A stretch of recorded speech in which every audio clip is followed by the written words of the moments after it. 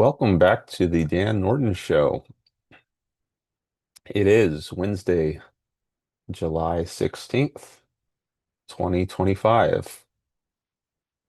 It has been 2.5 weeks since I streamed last, so it's been quite a while. Usually I stream twice a week, but I was doing some traveling. I went to OCON, the Objectivist Conference in Boston. So, so that interrupted my normal streaming schedule. But it was good to be there. Unfortunately, I did get a cough when I went there. I picked up something, so I had to miss part of the conference, unfortunately. Um, but I'm still glad I went, and it was good to meet some of you. Actually, I saw some of my viewers in person. That was great. So thanks for introducing yourself to me. If you were one of those people. I had been to Boston before, but I think I saw, I did some touring around the city after the conference for a few days, and I got to know it better.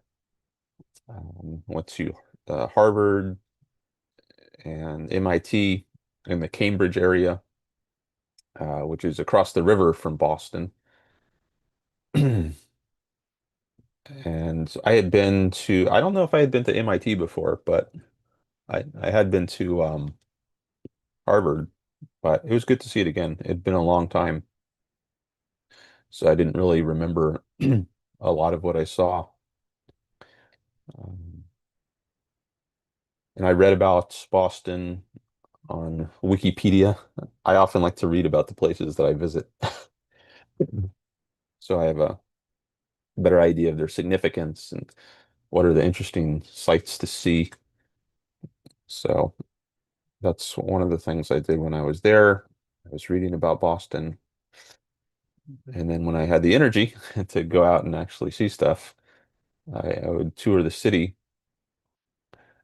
Um, I'm still I'm still coughing a little bit, so that's why I'm sucking on a cough drop. So hopefully it won't be much of a problem. And I got some liquids here, which also might help soothe my throat. But I feel good enough to do a live stream.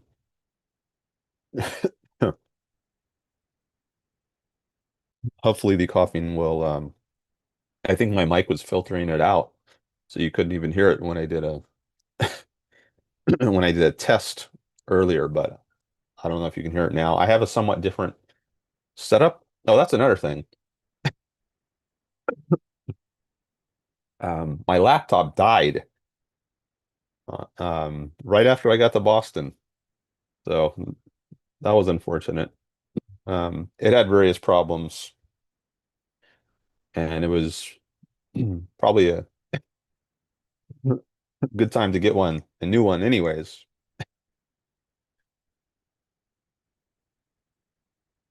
But I had managed with various workaround solutions for various problems that my laptop was having. But then on my trip to Boston, it just totally died, and there was nothing I can do to save it. I took it to an Apple store, and they said it could not be revived. So I ended up having to get a new laptop when I got back. That was another thing that delayed my live stream. I thought maybe I would be able to start streaming sooner after I got back, but um, I had to wait to order a new laptop and then have it shipped to me. So that took some more time. But I finally got my new laptop, and that's what I'm using right now to stream. Um, so it's a somewhat different setup. I don't have my podcast mic, which I was using before, which hooked up to my laptop through a USB port. New laptop doesn't even have a USB port, so I'm just using the mic on these headphones, which are plugged in. So I don't know if that sounds better or worse or the same, but hopefully it's good enough. And maybe I'll tinker with the sound settings later so that I can go back to using my podcast mic. But um, that might take a while because I'm busy with other things. Um, I don't know if the camera looks any different, but maybe it's a better camera. Anyways, sorry for the cough. There are various things about my audio visual setup which are different now. Um, Also, I'm back to my old backgrounds because I had the background I had created, which had a picture of Ayn Rand in the corner and then some text on the other side. That was a PowerPoint file that I made into a virtual background, but um, I don't have PowerPoint on my new laptop, so maybe I will get it at some point. But right now I don't have that.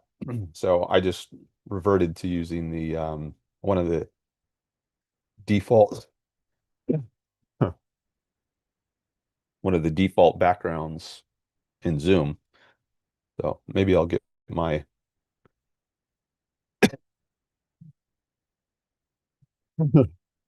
my Ayn Rand background soon. Hopefully. We'll see. Anyways, this is a call-in show, and thanks everyone for being here. If you want to participate, you can participate in the chat or by calling in. Oh, I see Robert is here. Hi, Robert. So yeah, I've got the call-in info pinned in the chat on YouTube, and feel free to call in if you'd like. Otherwise, I'll just engage with chat. Um, so Robert is the first one to chat today. Let's see what he has to say. Apropos your show title today, Ben Bear's talk, America should declare independence from altruism, was our OCON 2025 favorite talk with Nicholas Krusak's talk on Nietzsche coming in second place. Okay. I did hear Ben's talk, which I thought was good. I did not hear Nicholas Krusak's talk on Nietzsche, but maybe I will hear that later. One of the nice things about OCON is that if you can't hear one of the talks live, you can catch it later on recording. So I have a link where I can catch all the talks, and maybe I'll watch Nicholas's talk later. I've watched some since I got back. Saw Jason Rhines's talk on recording. Um, and some of these will be released probably on YouTube eventually, but you can see them sooner if you have a live stream pass.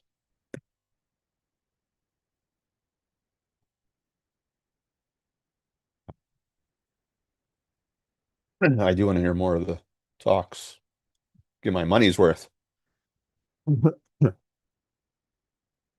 Sorry for this coughing. I don't know if you can hear it. Um, Robert says audio is good, certainly better than I'd have expected from an inline headphone microphone. The camera is fine too. All right, that's good to hear. I'm gonna adjust my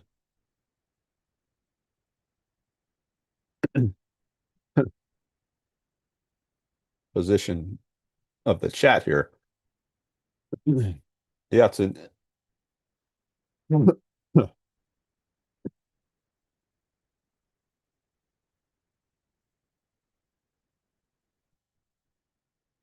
Can you hear my cough? Or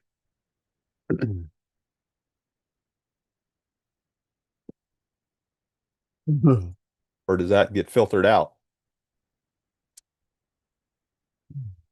by the audio settings? When I did a test before, it was getting filtered out, so I hope it still is.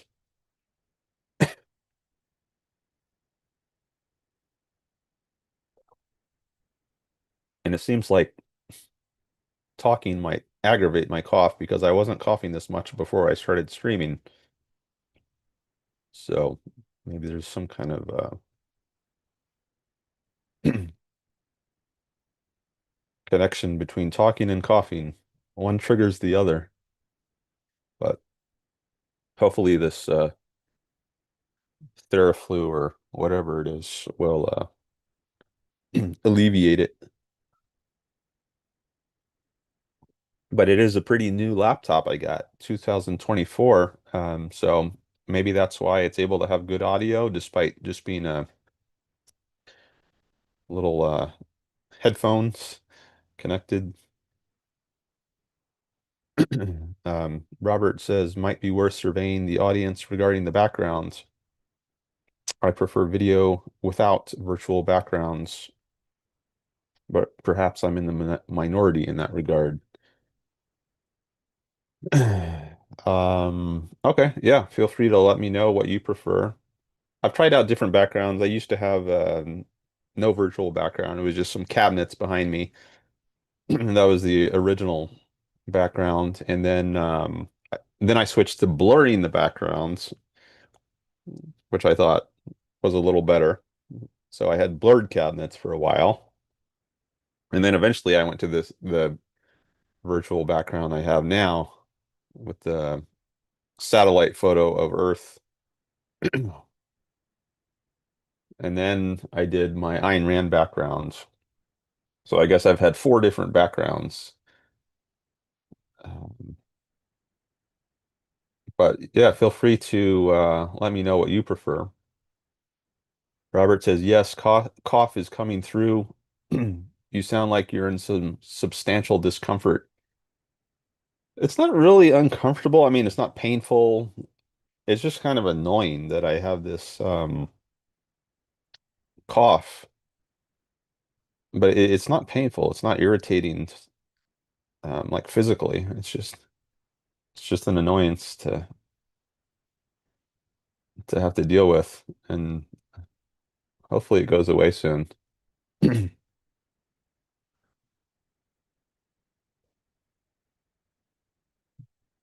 All right, so um, thanks for coming by. I see we've got a few people here. Thanks for any likes, subscribes on the stream. My content is typically driven by the comments you all make, so I encourage you to participate in the chat like Robert is doing. Um, I saw you actually at the conference. We didn't talk, but I did see you there, Robert. Maybe I would have introduced myself if I had more time there, but I missed what 2.5 days or something of the conference, and I didn't want to. I wanted to reduce the chances of giving whatever I got to somebody else, so I tried to isolate. Otherwise, I maybe I would have said hi to you. Um, Robert says for folks accessing the OCON 2025 talks through the virtual pass, the talks are all labeled the same. Junior Intellectual Talk Series live stream, but the speakers are listed in the thumbnail. Okay. Thanks for that tip. So you can find Nicholas and the others via their thumbnails. Nicholas's talk is the fifth in the list. Um, yeah, so for anyone who doesn't know or not familiar with how it works, you can buy a live stream pass to OCON even if you don't attend live. And then that way you can at least watch the talks and then they're available to be viewed for, I don't know, a month or so after the conference. And Robert's giving a tip there on how to identify which talk where the talks are. But as I said, many of these I think will be released on YouTube throughout the year. Oh, I just saw a little congrats emoji float up. Thanks for that. Um, Robert says, yes, I don't know how we missed one another at the talk, but it was a very busy week. Perhaps next year in New Orleans. Yeah. Yeah, maybe we can meet then. I did buy my ticket. Oh, that's another thing about OCON. You can get a 50% off um, discount if you buy it by, I think it was July 9th. So the deadline has already passed, unfortunately, if that's something you wanted to do, but it is kind of expensive, at least for many people. The total cost for a week pass is 1776. I guess they named that after the year of the Declaration of Independence. But if you get it, if you purchased it by July 9th, which was within a few days of the end of the conference, you could have got 50% off. So I think, what is that, 888? I think maybe that's what it turned out to be. Yeah. So that's a great deal, or it saves you a lot of money.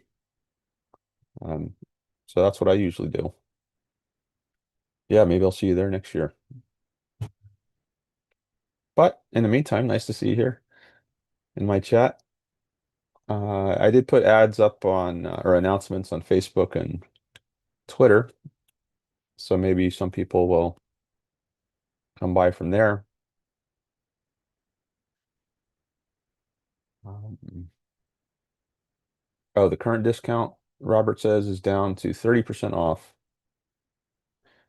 with an additional 10% if you use your Brooks discount code, which I don't recall, but you can look up by listening to any of his recent episodes. Oh, that's good to know.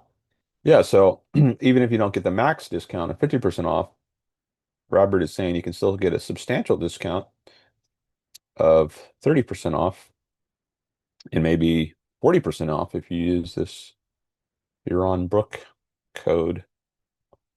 I think maybe it was like 10 YBS 26 or something, or maybe 26 YBS 10 or some combination like that, where you've got the year and then the amount of the discount with YBS somewhere in there. But yeah, he says what it is on his show if you listen to that. Um, so I like OCON. It's good social events. I think that's what I enjoy the most about it, is just being able to meet people in person, um, and also tell them about my YouTube channel.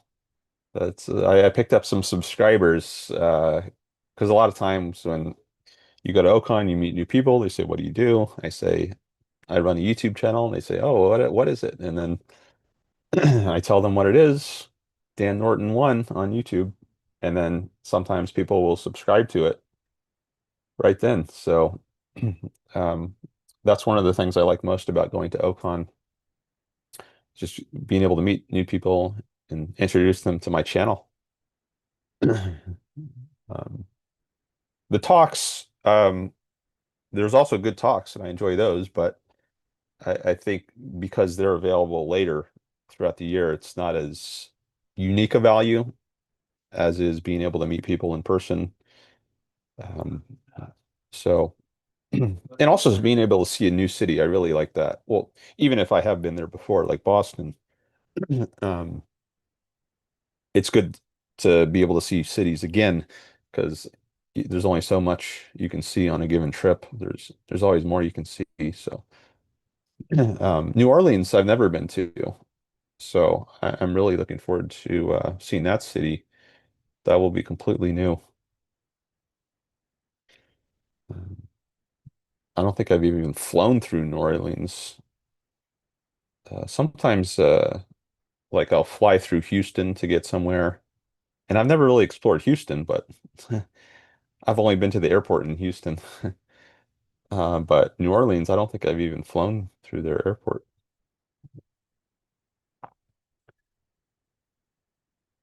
All right, so uh, this is a show on which I promote Ayn Rand's ideas, in case anyone is completely new and didn't know that. So I mentioned some of those in the title: reason, egoism, and capitalism. Those are some of the core ideas of Ayn Rand's philosophy. And then on the flip side, she's opposed to faith, altruism, and socialism. So if anyone out there wants to discuss or debate any of that, feel free to do so in the chat, or you can call in. There's a link which, oh, I need to pin it. I didn't pin it in the chat. Let me pin it here so it doesn't get lost. All right, now it's pinned. All right. So, what else has been going on? Well, I've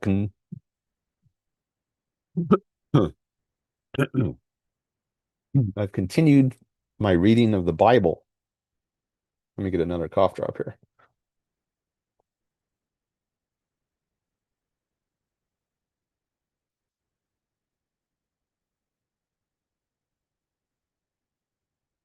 As you may know, in recent shows, I was reading the Bible in the book of Genesis, the book of Exodus.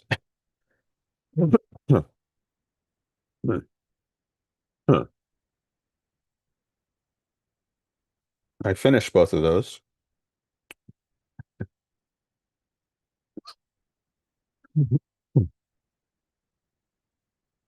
And now I'm on the third book, the book of Leviticus.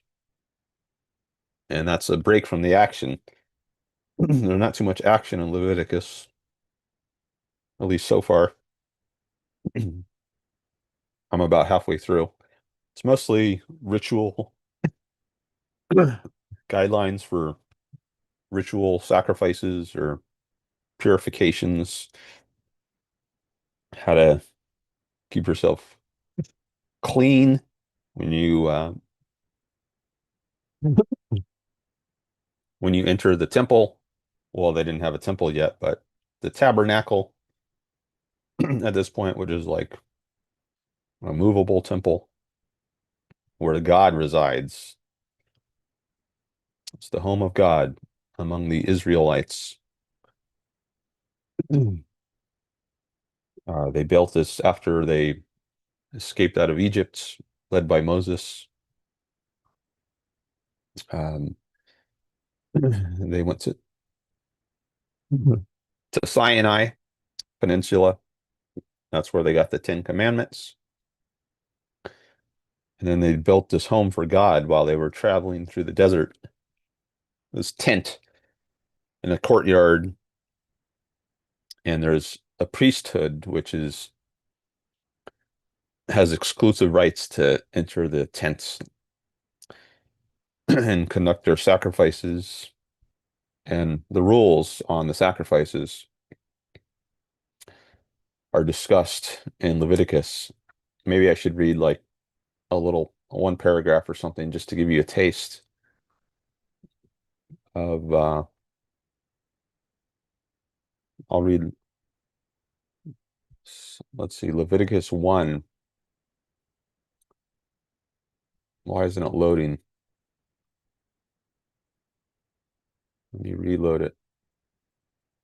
Huh, that's weird.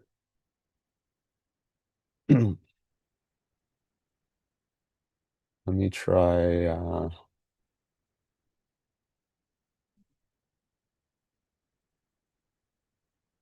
different link.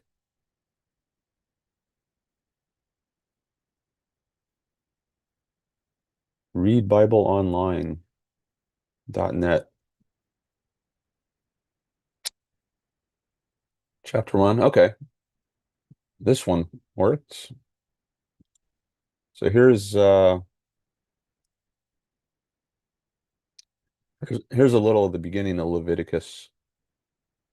And Jehovah called unto Moses and spake unto him out of the tent of meeting, that's the tabernacle, saying, Speak unto the children of Israel and say unto them, When any man of you offereth an oblation unto Jehovah, ye shall offer your oblation of the cattle, even of the herd and of the flock. If his oblation be a burnt offering of the herd, he shall offer it a male without blemish. He shall offer it at the door of the tent of meeting, that he may be accepted before Jehovah. And he shall lay his hand upon the head of the burnt offering, and it shall be accepted for him to make atonement for him. And he shall kill the bullock before Jehovah. And Aaron's sons, Aaron is the brother of Moses, and he is the one of the priests. Aaron and his sons, who were from the tribe of Levi, they were designated the priests of the Israelites' God.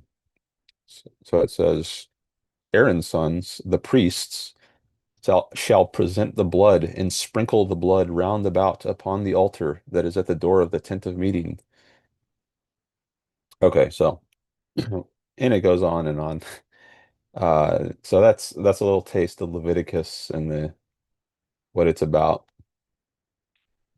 So I've been reading that book, and maybe I'll finish it tomorrow.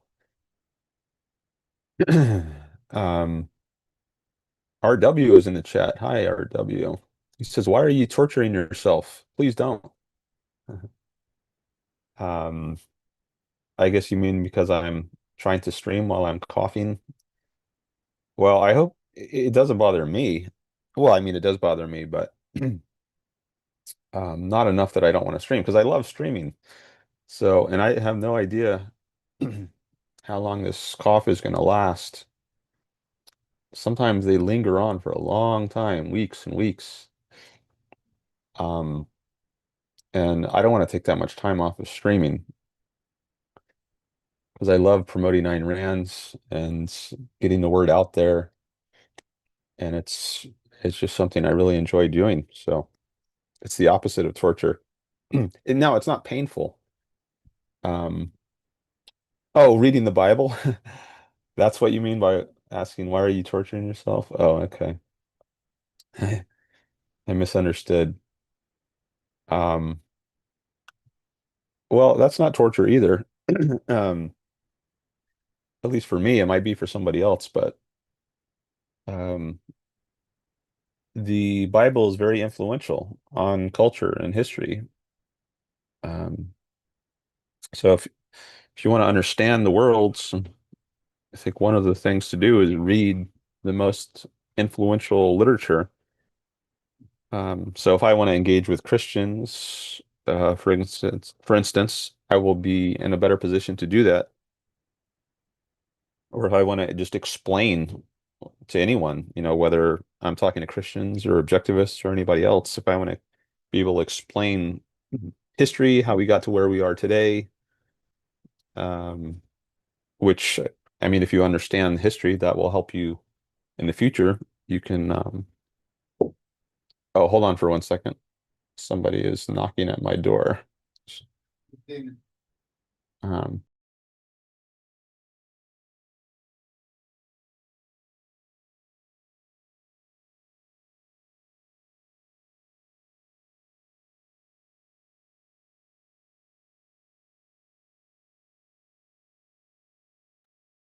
okay. Sorry about that little interruption. Um, yeah, so reading the Bible helps you understand history and maybe can give you insight on how to engage with people. If you understand the context they're coming from, then you can be more persuasive in having conversations with them. Or like Immanuel Kant, right? He's a big villain in the objectivist literature. So should you never read Kant? Um, well, maybe if if you're not really in the business of being a professional intellectual or influencer, then it might be a good idea not to read Kant's or the Bible. Um, but if you are, then it could be helpful to you to read some Kant's or Marx or Hegel or Christian thinkers. Um, um, know thy enemy. I don't know who said that, but that's a saying. And I think there is some value in that. If you understand the writings of people who have opposing views, that can be helpful to you in trying to make cultural change. And maybe it could also help you appreciate your own ideas by having that contrast. No, but again, I don't say this is necessarily right for everybody. Um, Given your type of life and goals, maybe it would be a waste of time for you to read it, but it's different for different people.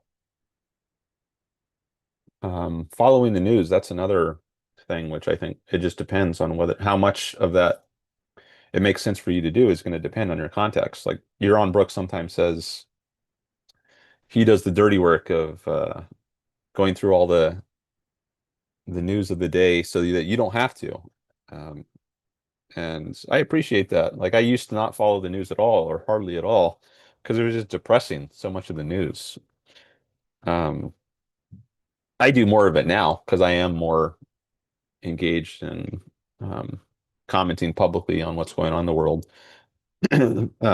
So there's a value for me to do it, but in the past, I don't think there was as much of a value for me. So it would have just been a lot of pointless suffering for me to keep up in detail with the news. So I didn't do it much. Um, I might still appreciate hearing someone like Iran talk about it, and I'm glad that he keeps up with it, so I have some idea what's going on in the world. But I don't think you necessarily should be doing that yourself. It just depends. Uh, I see another a new feature in YouTube. It has these little pictures next to people's names, like next to Robert's name. There's a crown with a number one, which I guess means he was the first person to participate today, because RW has a crown with number two next to it, and he was the second person. But now I see RW with number one next to his name, so I don't know what that means. Maybe that means Robert left, and now RW is the first person who has chatted who is still here. I don't know how that works, but YouTube is doing something new today. I don't know what the crown means. I don't have memberships on my channel. I know on other people's channels, I think the color that your name shows up in, I think is related to whether you're a member or how long you've been a member. But I don't have memberships on my channel yet. I think I need to get up to 1,000 subscribers and then monetize my channel before I can have memberships. Okay, now Robert is showing up as number two, and he says, or he's quoting something. YouTube XP or experience points are awarded to users for engaging with live streams. These points are earned by sending chat messages, super stickers, and gifts during a live stream. The user with the most XP is displayed on a live leaderboard, highlighting the most engaged viewers. Oh, okay. Well, that's completely new to me. I wonder where I see that leaderboard. It looks like maybe there's been so did RW overtake Robert as number one in real time here?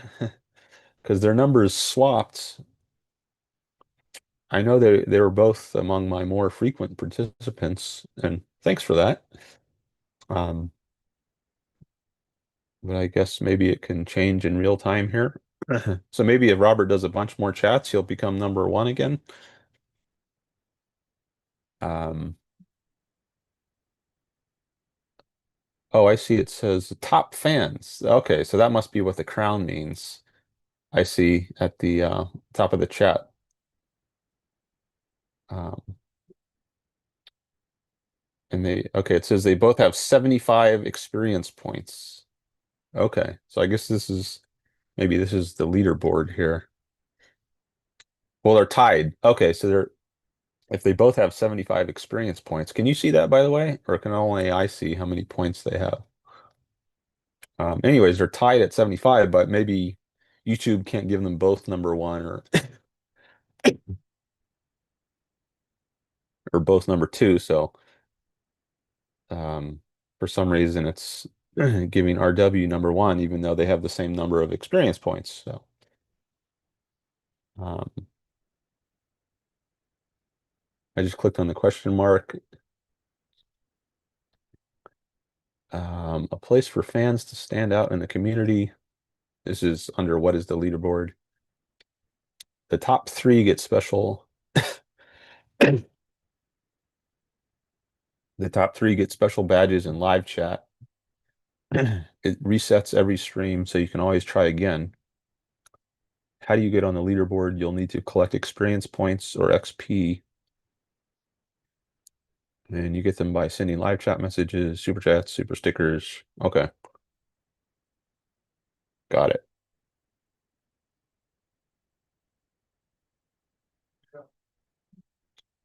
All right.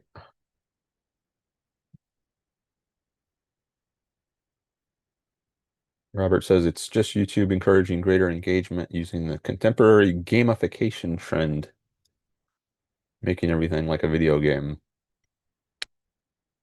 Yes, if we click the icon in the upper right corner, we can see the leaderboard for what it's worth. Okay.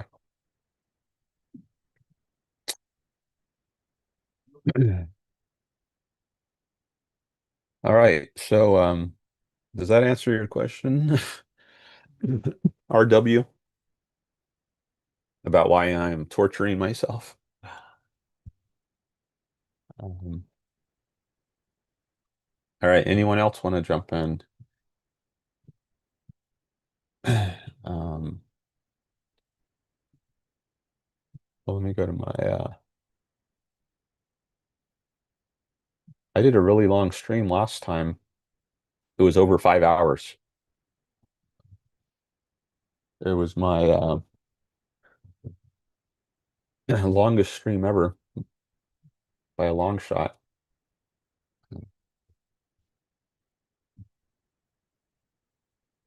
Oh, you. Okay. Hey. I don't know how long I'm going to go today. Usually I would stream for 2 hours.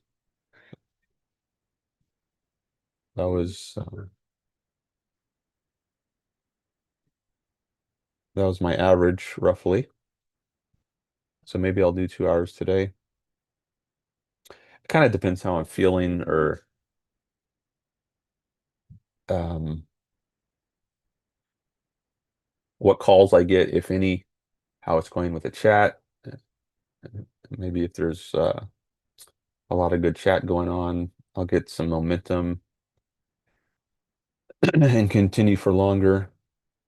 So you all can have an influence out on how long the show is. Don't worry about it. We just want to know who the hell was in there. I know.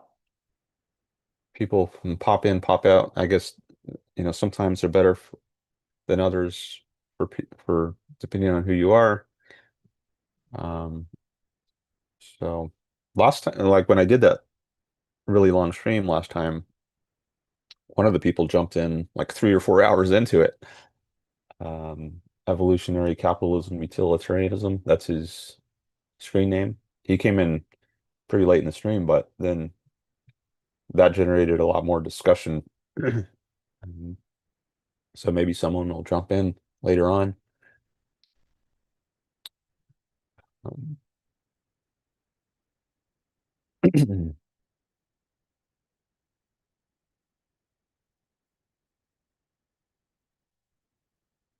And if you all want more people to come by and participate more, you can help by sharing this stream. You can also help by liking the stream. I'll push it out in the algorithm. I'm just checking on Facebook now to see if there's any likes on the announcement I made there. I see there are a few. Also got some likes on X.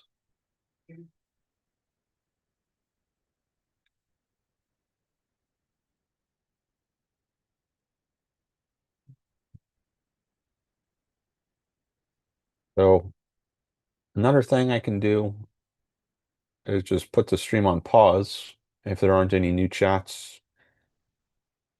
I can just turn off my mic and camera for a bit and check back later, see if there's more to engage with. Um, Maybe I'll do that. It's been a while since I've done that though. Um,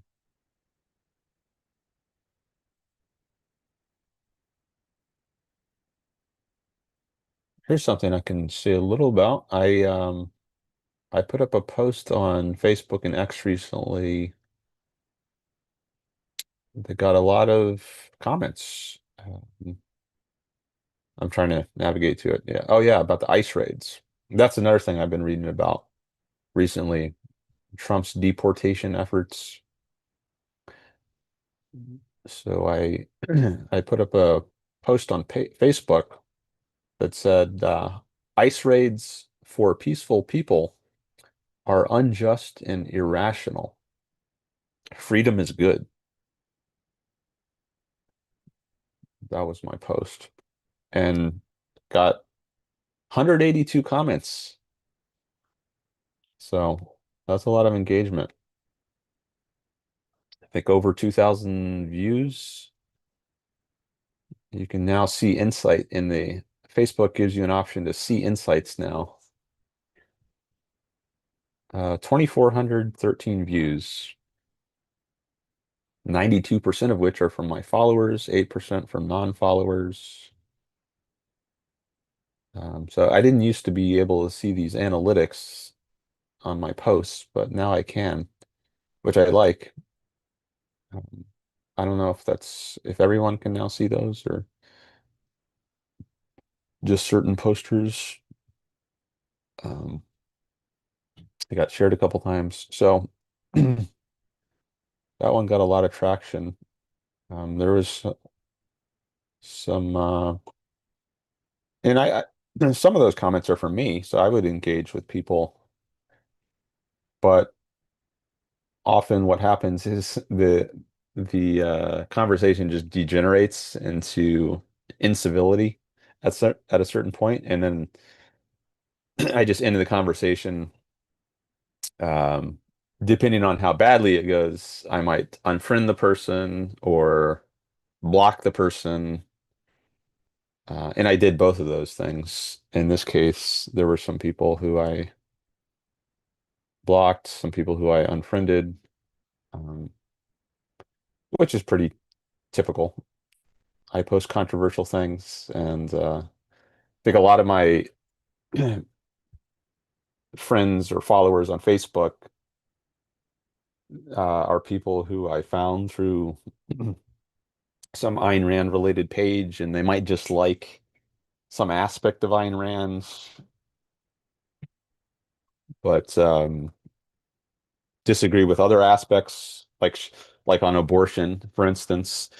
I think there are a lot of people, even Christians, right? Some people call themselves Christian objectivists. Maybe you've heard of them, who like some aspects of objectivism, Ayn Rand's philosophy, but not others. So I might have connected with someone like that on Facebook somehow. Maybe they were in some Ayn Rand related group, or they liked some post related to Ayn Rand, and then I added them as a friend, or they added me. And but then as I engage with this person over time, for instance, through this posts about ICE raids or abortion or something, then it might come out that, oh, this person doesn't necessarily agree with me on those issues. So I think there's a lot of people like that where there's partial agreement, and then over time, something brings out the fact that there's not complete agreement, and then um, often it's not merely disagreement. It turns into incivility, and the person is rude or disrespectful in some way, condescending, and then I'll unfriend the person or block the person. But it's also good to see allies. I definitely find allies. Um,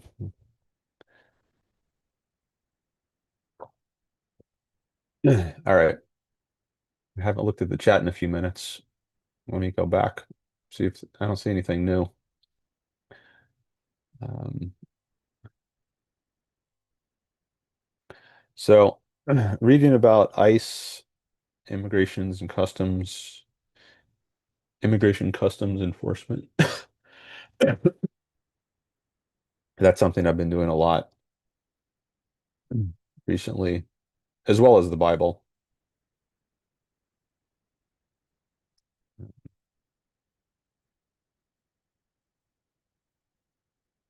All right, so all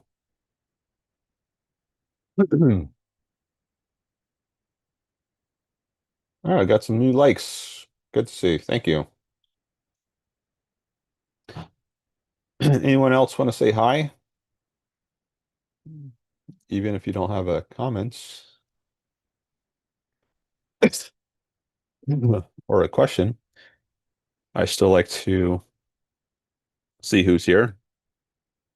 Unless you want to be anonymous, of course. Um,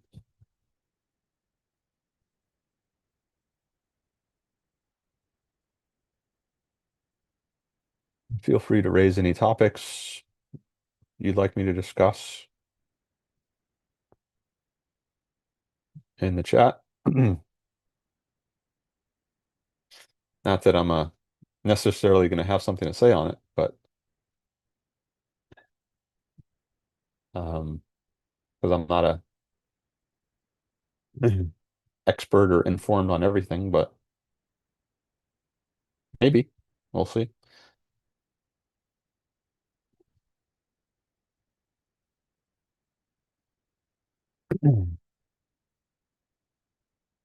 Last time I was doing some polls in the chat.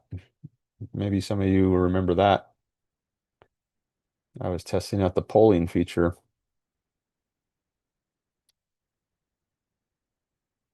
I don't know if there's anything. I guess I could do a poll on backgrounds. Robert mentioned earlier that I could do a poll. Yeah, he says might be worth surveying the audience regarding the backgrounds. And he said he prefers the video without virtual backgrounds.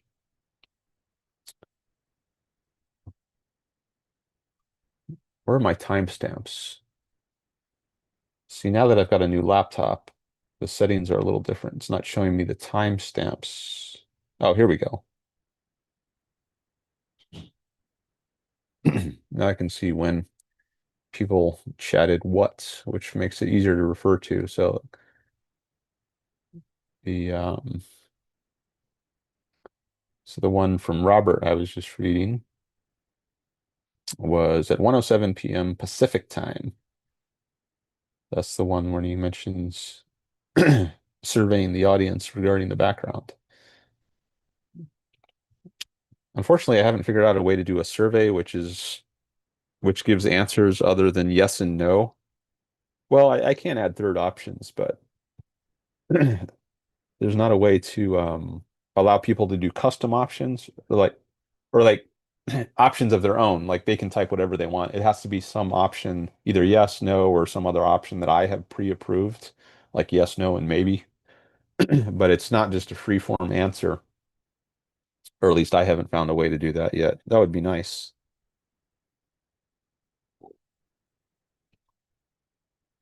Um, let me try. Let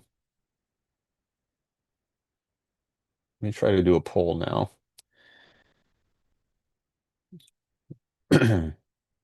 Forgot. How do I do that? Oh, here it is. Engage with your audience. Start a poll. Oh, there's also this start a Q&A, which I don't understand. Yeah, I have to research that.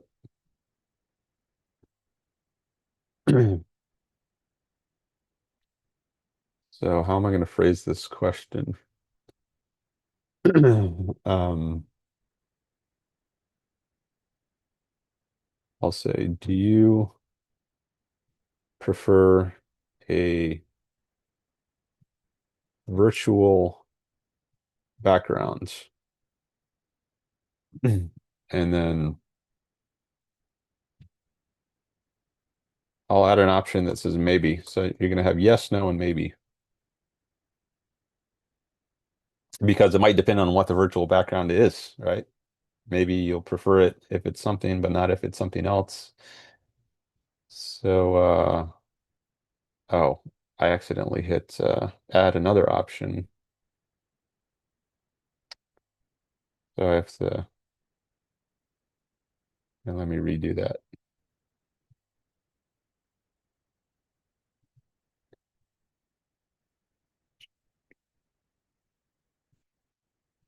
Do you prefer a virtual background? Yes, no, maybe. Okay. I just did the poll, or I hit start the poll, so you should see it now in the chat.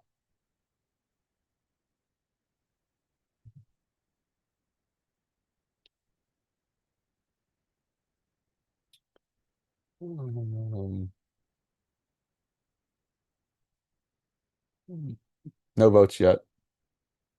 By the way, your votes are anonymous. It doesn't tell me who prefers what. I just get a total of how many yeses or nos or maybes. So right now it says one no vote.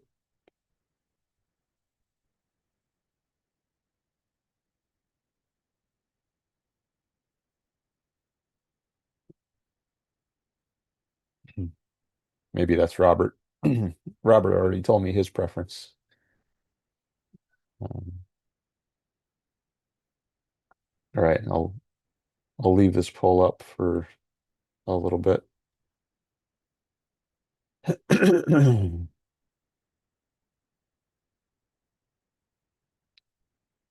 One of the questions I asked in the last stream was, are you multitasking while you're listening to the stream? Like, are you doing something else, like working at a job or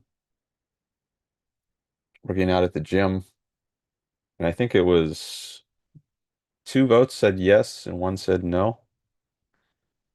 So I'm curious what you're all doing here. I'm guessing some of you are multitasking. Mhm. Hmm. So what are you doing? If you want to say.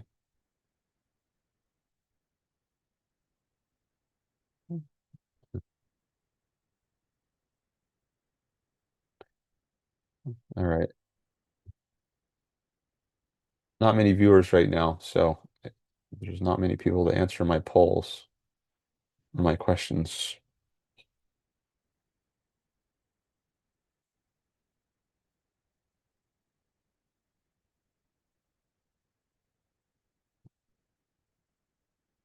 Maybe it's better if I just pause the stream and then check back later.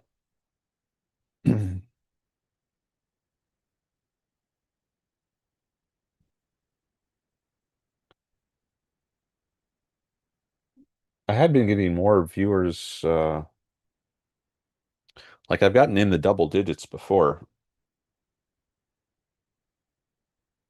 fairly regularly, but right now it says two, and one of them is me, I guess. So maybe there's only one other person. So there's not a lot to, and whoever that is not chatting. Mm. So there's not a lot of engagement right now, and no one has called in.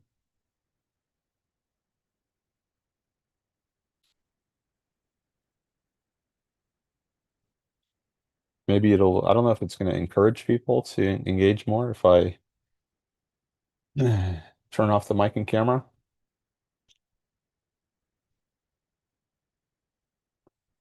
Well, maybe I can figure that out inductively. I can get some options. I can try it out, and it can be a little experiment. So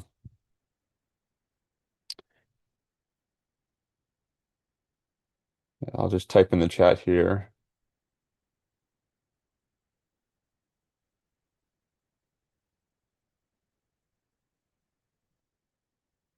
I'm still here, just turned off my mic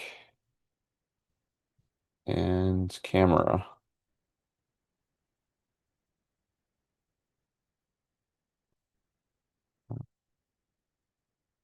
But if you engage in chat, I'll come back.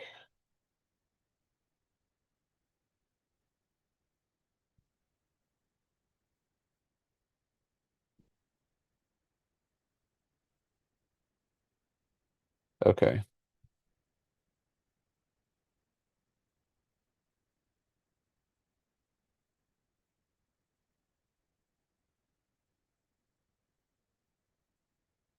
Okay, so I just posted a message there in chat, and I'll check back in a few minutes. Just take a little break right now.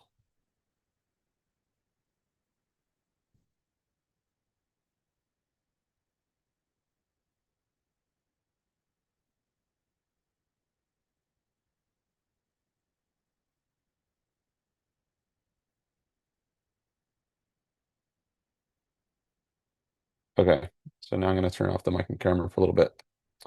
Okay, hope to see some engagements or callers soon. Okay.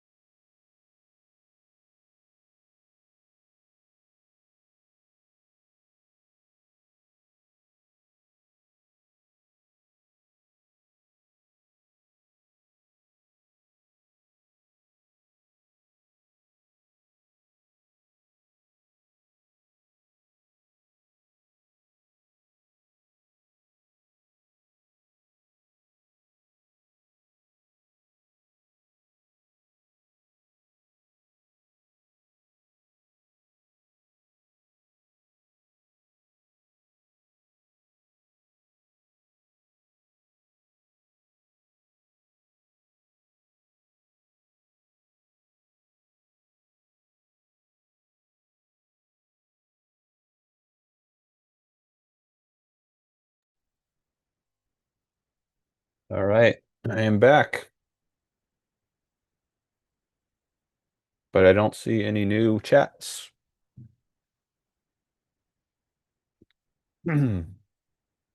Although I do see some new votes in the poll I did. Looks like 3 votes now on whether people prefer a virtual background. 2 people said maybe.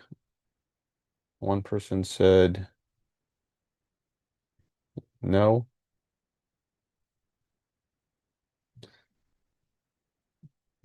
So I guess if you're one of the maybe people, you could tell me in the chat, what does it depend on?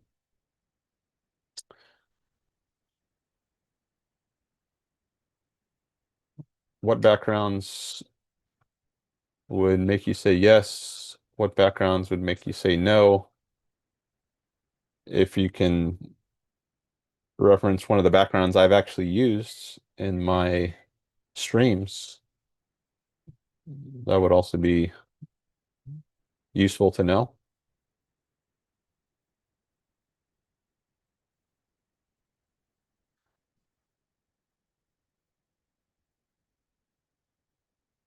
Okay, so feel free to elaborate there in the chat on your vote.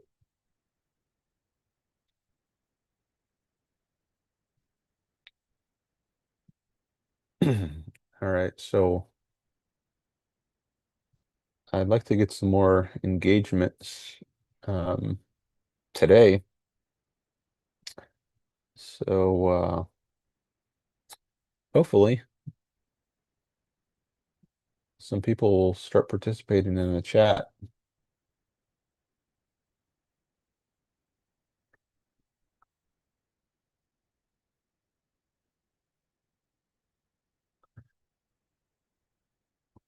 Maybe I can say some things on the ice raids post that I mentioned before I took my break. Uh, I can look through some of the comments, maybe make some comments on the comments.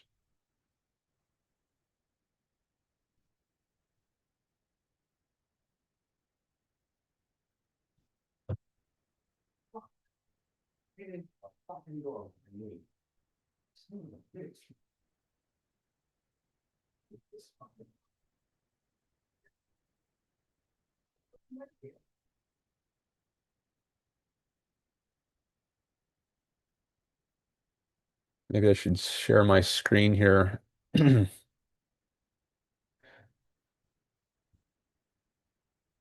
guess that's always a way I can get content instead of engaging with live viewers. I can just engage with non-live people, people I've engaged with on Facebook and in a comment thread, and I can just treat that as if it's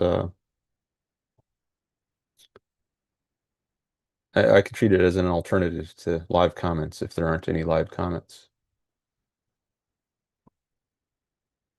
So yeah, I guess I'll do that. Give that a try.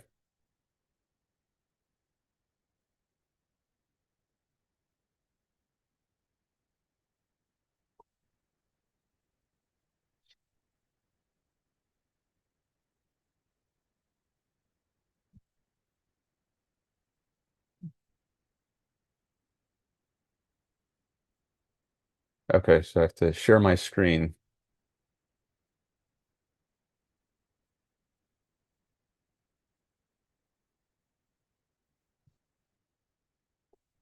Oh, why isn't it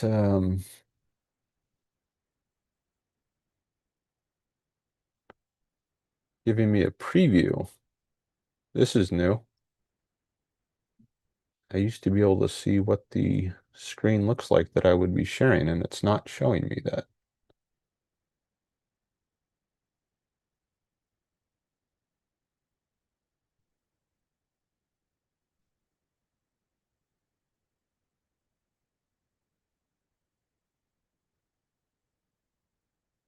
I guess I could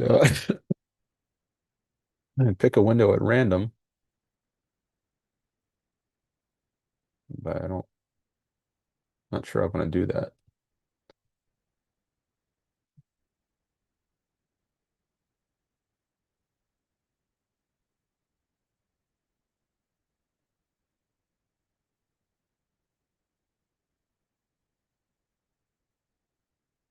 Okay, so there are four or five Google windows, Google Chrome windows.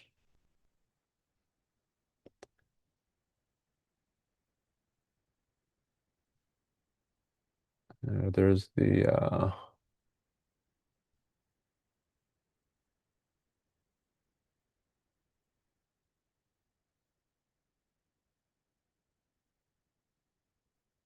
Leviticus one I was looking at.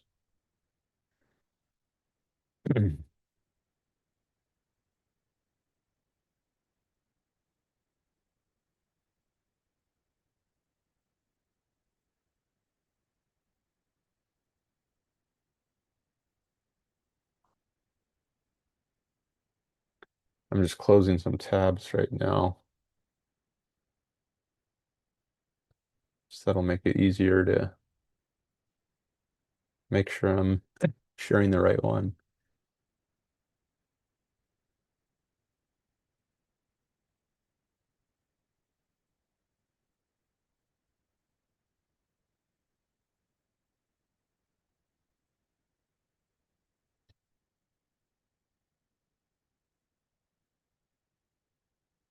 Mm.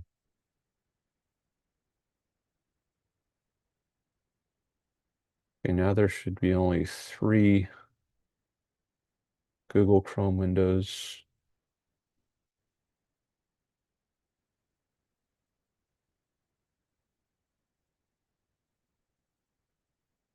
Okay, good. Now, this is going to show me.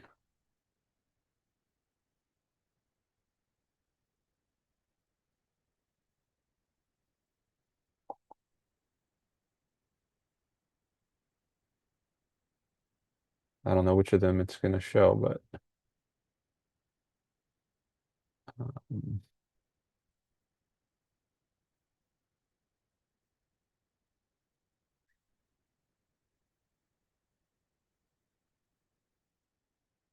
let me just try this one.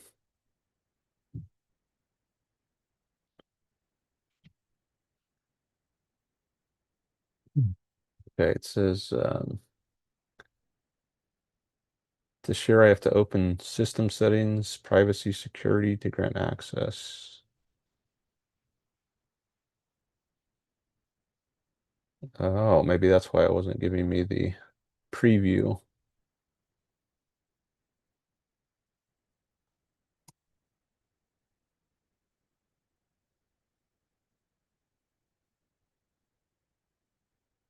Zoom may not be able to record the contents of your screen until it is quit. I don't need Zoom to record it, so I'm just going to say later.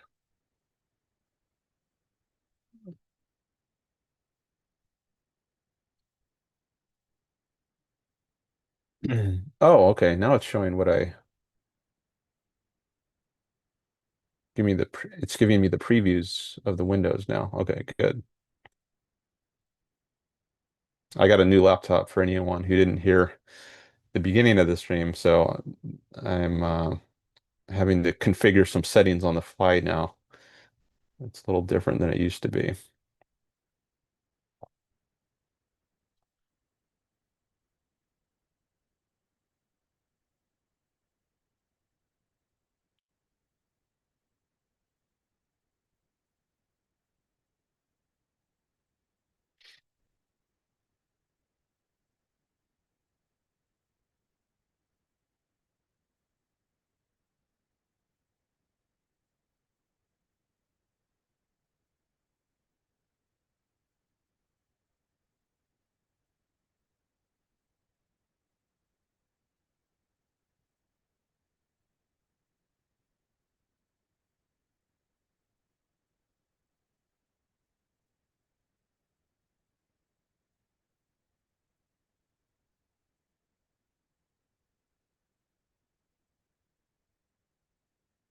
Okay. Share.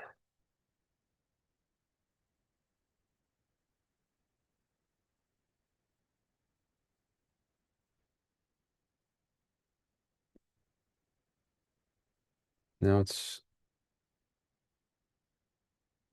Zoom is requesting to bypass the system private window picker and directly access your screen and audio.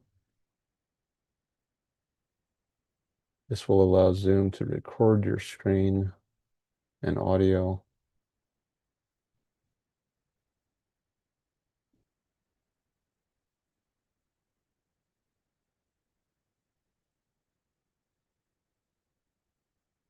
Oh, is it?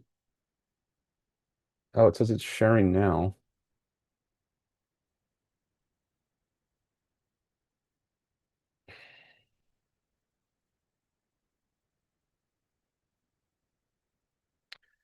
I'm going to see what it looks like on my phone. Make sure it's correct.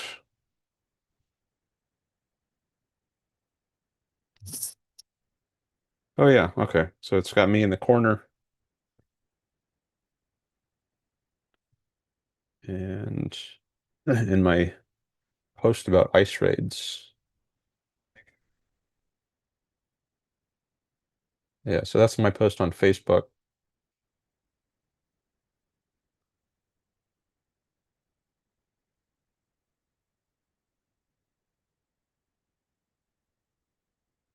So since I don't have any comments right now coming into the live chat, I thought I could just go through some of these comments, see if I have anything to say. So, but do feel free. I invite you to participate in the live chat. Um, and maybe I'll switch back over to the live chat if I start getting some live chats.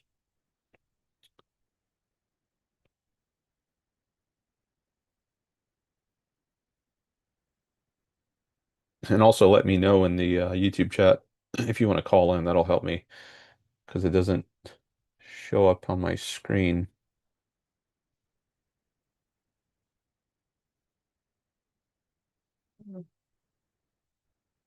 Uh,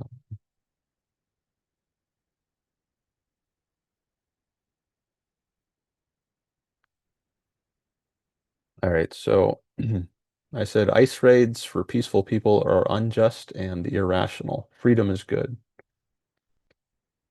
And this one, Michael Fumento, he says, but apparently concentration camps are better. I guess that was a sarcastic kind of comment. Like freedom is good, but concentration camps are better. Um, which I guess is a reference to detention camps. And some people call them concentration camps, I guess. But I think that would be probably an overstatement or a distortion if that's meant to call to minds sorts of the sorts of concentration camps that existed in Nazi Germany for the Jews.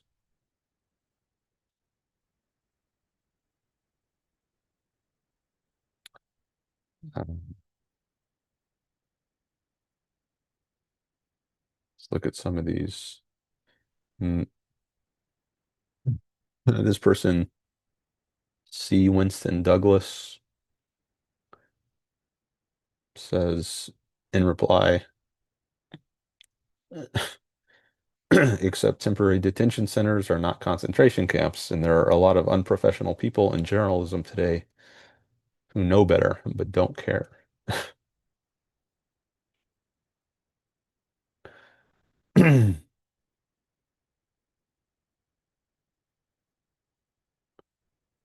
Then there's some more replies there, but I don't think I'm going to go through all of those. Maybe I'll just skip to this one. I see I replied in this thread. So C. Winston Douglas says if you want to avoid you want to avoid dealing with ICE, self-deport. Freedom to walk back your mistake is even better.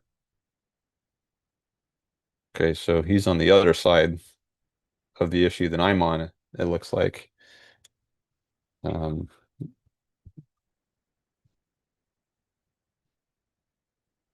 I think it's bad what ICE is doing because the laws it's enforcing are bad. I think it should be much easier than it is to immigrate legally. And I think a lot of the illegal immigration that happens because we have bad laws that make it too hard to immigrate legally. So people end up doing it illegally. But I don't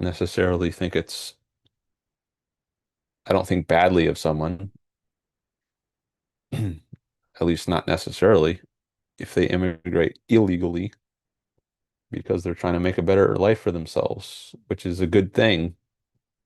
And if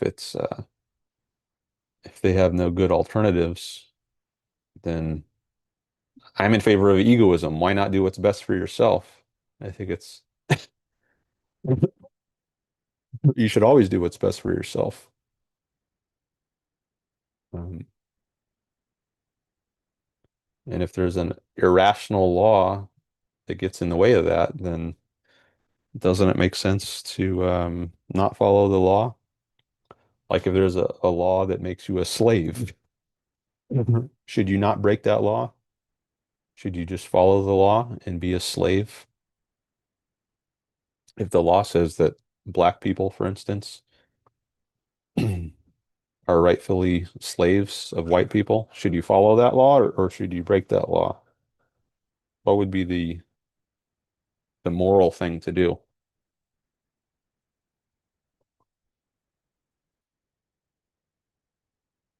I think that's plausibly a law that could be broken morally.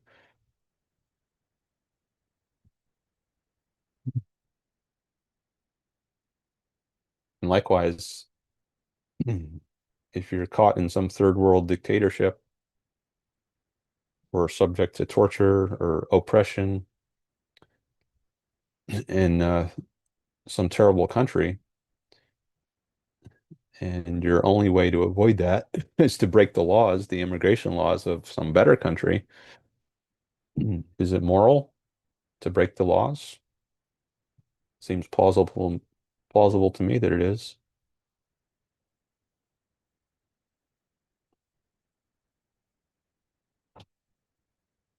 So my first reply in that thread was to say, ICE shouldn't be doing what it's doing, meaning it shouldn't be kicking peaceful people out of the country. Um, People who are peaceful should be allowed to live here.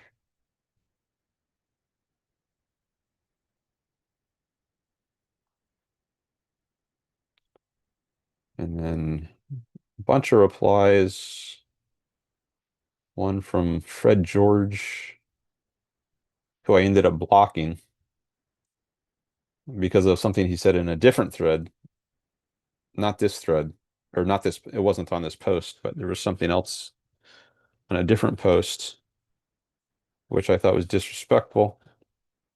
So I blocked him.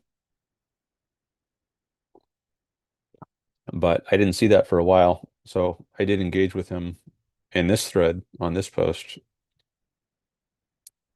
He says, I shouldn't be enforcing the US law. I thought no one was above the law.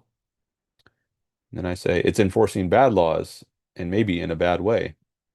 Like, like not respecting due process. That's the sort of thing I had in mind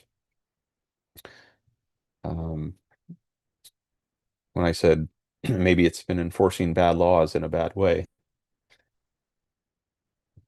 So I guess there's two layers of badness. One is you're enforcing bad laws, Another is enforcing the bad laws in a bad way by not respecting due process.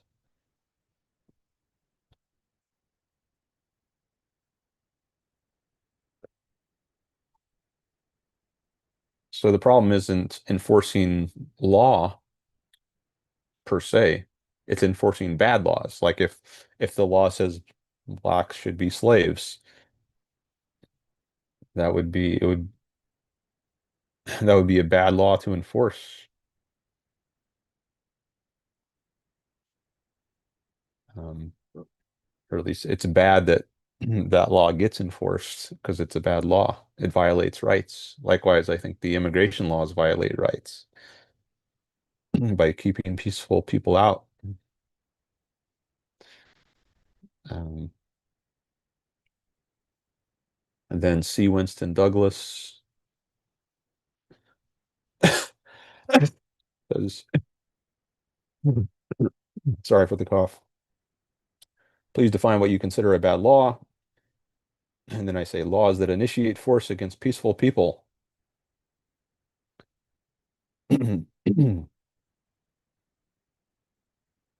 So a law forcibly stops people from coming into the country, even though they're peaceful. They're not initiating force against others. Um, just coming here and living your life doesn't involve any violation of rights. If you're going on to someone's private property, that would be a violation of rights if you do it without their permission, but the country is not private property.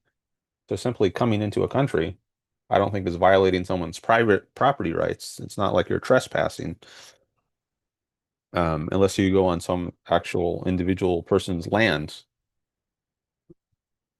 But you're not necessarily doing that if you just cross the border. Um,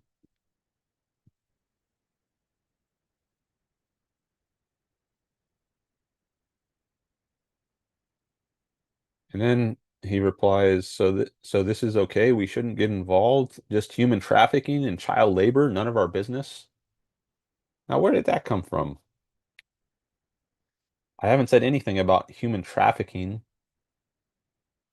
Does he think I'm in favor of laws that get in the way of stopping human trafficking? No, my concern is with peaceful people. That's what I said at the beginning in my post. ICE raids for peaceful people are unjust and irrational. Now, I don't consider it peaceful to be engaged in human trafficking. That's a way of initiating force against people, which I would definitely oppose. So he's switching. It seems like he's maybe engaged in a straw man there, or putting words in my mouth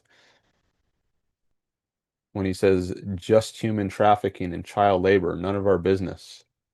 I guess he's saying this kind of sarcastically. Like, obviously, it should be our business. Sure, but that's not what I'm talking about. I'm talking about peaceful people who just want to come here and live and work peacefully, not gang members or human traffickers. Yes, you should get involved with that, but I don't think the government should be involved in stopping people who are just being peaceful. And then he gives, I guess this is a link to human trafficking. So this is just beside the point. It's a red herring or a straw man. He's just raising issues that aren't relevant to what I'm talking about. And then I say, not sure you want a serious exchange. I say that sometimes when someone just brings in some point, which is seems like a distortion of what I'm saying. It's clear that my concern in the original post is peaceful people. And then he says, oh, so we should just ignore human trafficking. So since it just seems like an obvious changing of the subject, I said, I'm not sure you want a serious exchange here. I'm not sure you're really trying to get at the truth and have a serious discussion. And then he says, I absolutely do. I think the work of ICE, I think the work ICE is doing to arrest drug smugglers, human traffickers, violent gang members is long overdue. Um,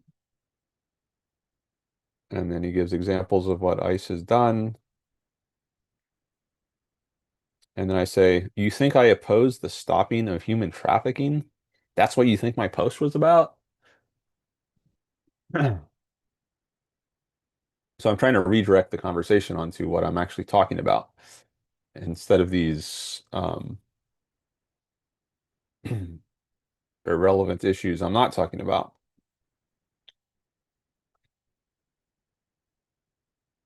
Um, and then I guess he's quoting me here when he says, I shouldn't be doing what it's doing. What I mean by that is stopping the peaceful people, not stopping traffickers. And he starts talking about liberal media. Um, View more replies.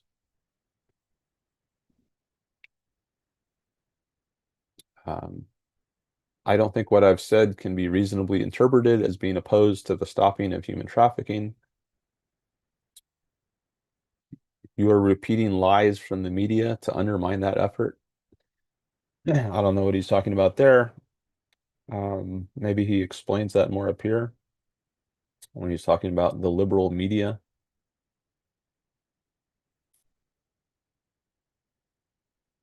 Um, are peaceful people not being detained and deported? I think they are. Is that a lie from the media? Um, I don't think so, but hey, give me some evidence of it.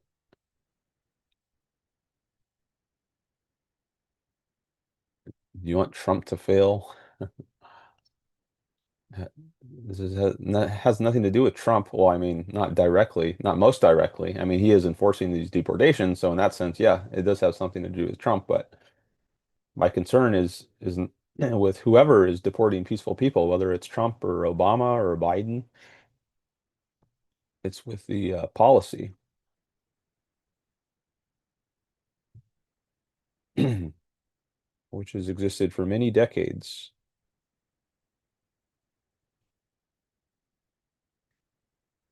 Um, then he's more talk about cr people with criminal histories. Okay, that's not what I'm talking about. I'm talking about peaceful people. So this is all beside the point. So I say, ignoring what I said in my original post about peaceful people. And he says, do you have any examples of ICE detaining people who are not illegals? And I said, my point isn't about whether they're legal, it's about whether they're peaceful. Um, I think that was the last, and he had no reply to that. That was the last contribution he had in this thread. So I'm not denying that ICE is detaining people who are illegals. My point is about whether they should be illegals if they're just peaceful people. And I'm saying no, they shouldn't. People like that should not be made by the law to be illegal. Now, it didn't get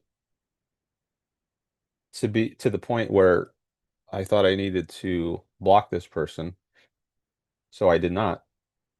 Other people, it did get to that point, but this one, it just ended here. And I think he continued discussing with some other people and some other threads or other subthreads on this post. But that was the end of my exchange with him.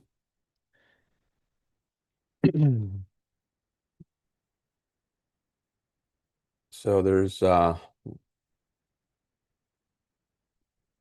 a little taste of what went on in this Facebook thread. I don't see any new chats coming in here in the live chat, but I see 3 people are watching. If you do want to participate, just go ahead and say something there in the chat and I'll engage with it.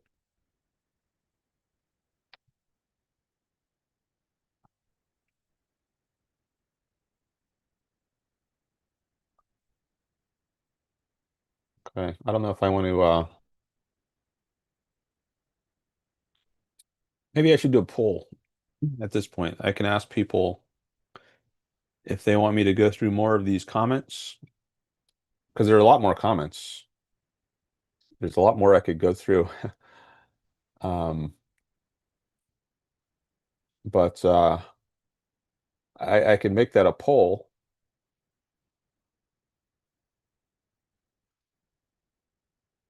Yeah, how about I do that? Let me stop this share for a moment, at least, and create a new poll. Oh, I didn't end the old poll. It's maybe I have to close the old poll first. Yeah, I think I have to do that because it's still open. Can't have 2 polls open at once. All right, so I just put the poll results. Ah, another person voted for no on virtual background. So 2 people do not prefer it and 2 people maybe prefer it. Um, all right, but you can tell me in the chat what it depends on if you're one of the maybes. Let me start a new poll. So in this one, I'm going to ask, should I keep commenting on comments on my Facebook posts about ICE raids?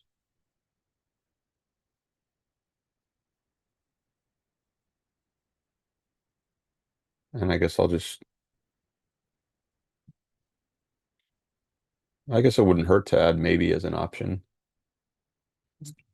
Yeah, I'll do that. Okay, yes, no, and maybe are your options again.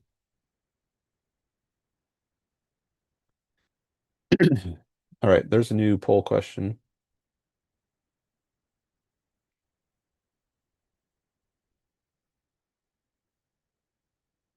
And maybe if I get a majority of no's, I'll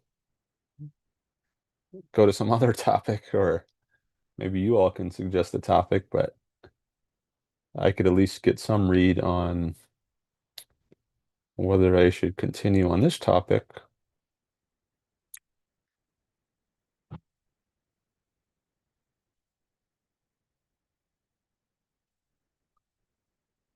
Oh, hold on a second. I gotta knock on my door.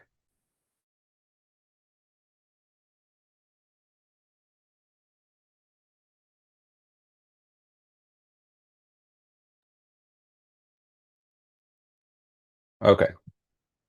Um,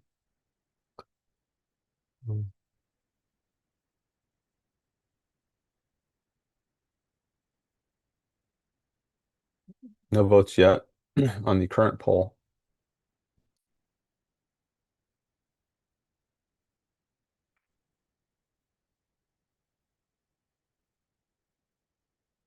But there are more people who just came by, went up to 5.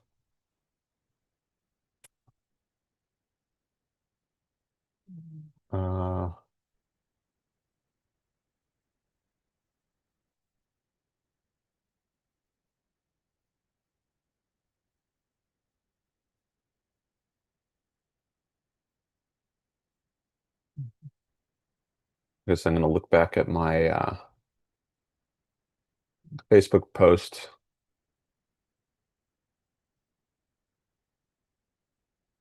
to see what other comments I might make.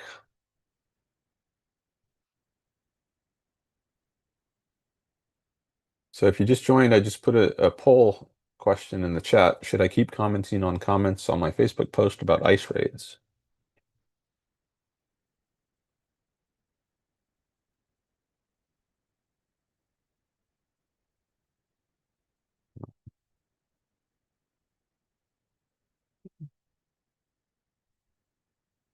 Maybe that's what I'll do if I don't get any votes. I'll just go back to commenting on that. Unless you all want to raise some new topics here in the chat. You could take advantage of the fact that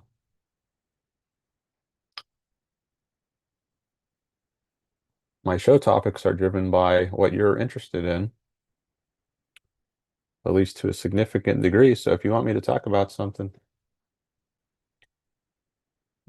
you can raise it in the chat.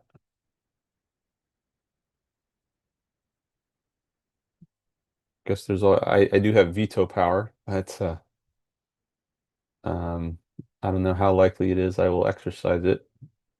So,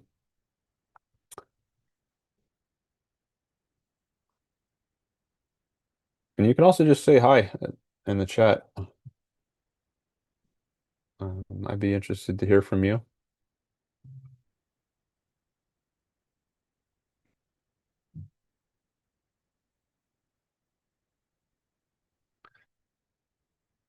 All right, I'm gonna go back to that Facebook post because I don't see any oh, we got a vote on yes. Oh no, that was just showing the first option. No one has voted for the yes. Yeah, no votes yet on my last poll question. So I guess I'll just go back to sharing my Facebook post, sharing the screen.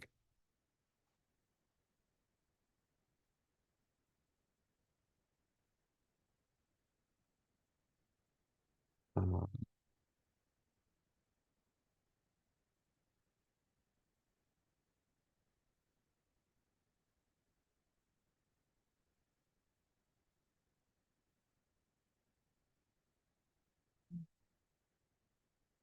okay, so the screen is shared again. Here's the next comment. I guess this guy was more on my side. Kyle Allen uses some foul language there. Um, I don't know if I want to read it. I like to keep it clean.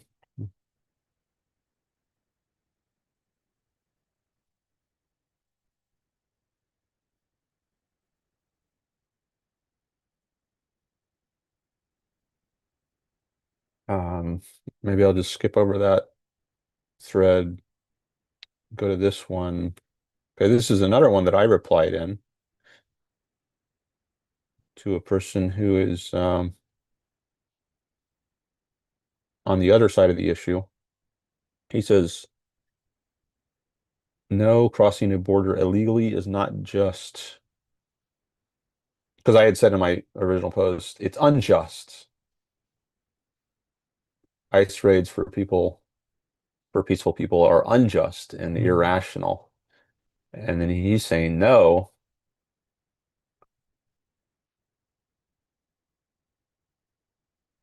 crossing the border illegally is not just. Really? Is that true? Why isn't it just to cross illegally if, say, you're coming from a third world dictatorship and you're gonna ha have to spend your life rotting away in poverty and maybe be subject to torture or human trafficking, um, various kinds of oppression. I'm not sure it is unjust to cross the border illegally if that's the case.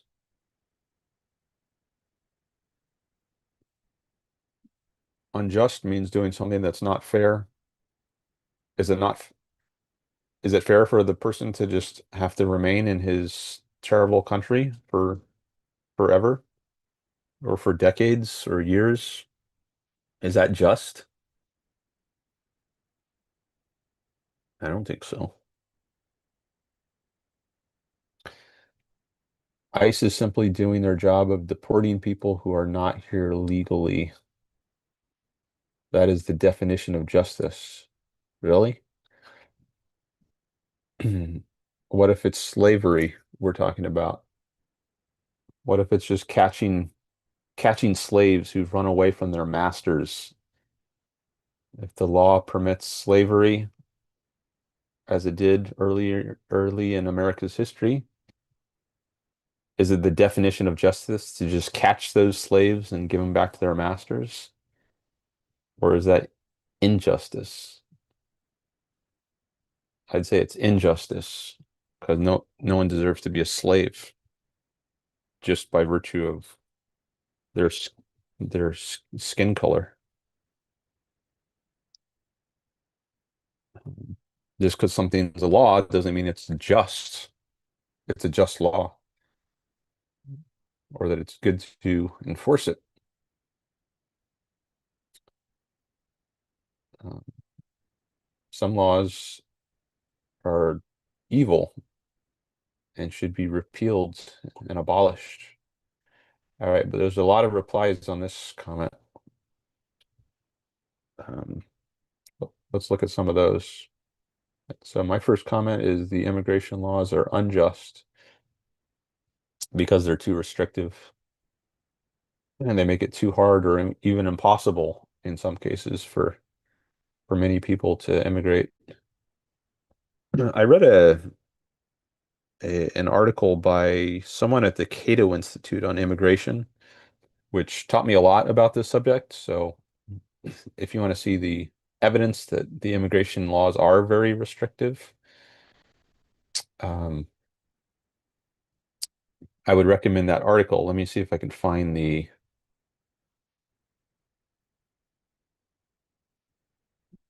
name and link to that. And I can stick that in the chat.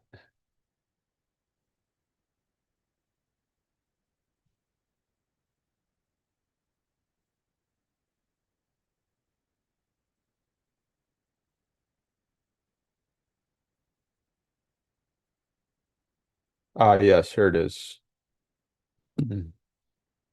It's titled Why Legal Immigration is Nearly Impossible by DJ Beer, Bier. Let me copy that link and put it in the chat.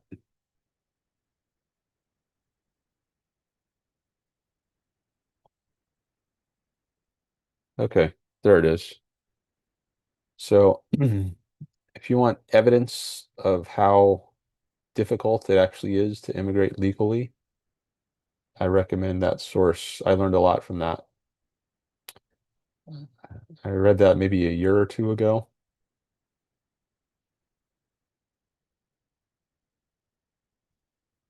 Maybe I'll read a little from the beginning, like the summary statement. So here's the first paragraph from that article I linked. It says, America traditionally had few immigration restrictions, but since the 1920s, the law has banned most aspiring immigrants. Today, fewer than 1% of people who want to move permanently to the United States can do so legally. Immigrants cannot simply get an exception to immigrate any more than restaurateurs in the 1920s could simply get an exception to sell alcohol. Instead, just as prohibition granted only a few exemptions for religious, industrial, or medical uses of alcohol, people seeking an exception to immigration prohibition must also fit into pre-existing carve-outs for a select few.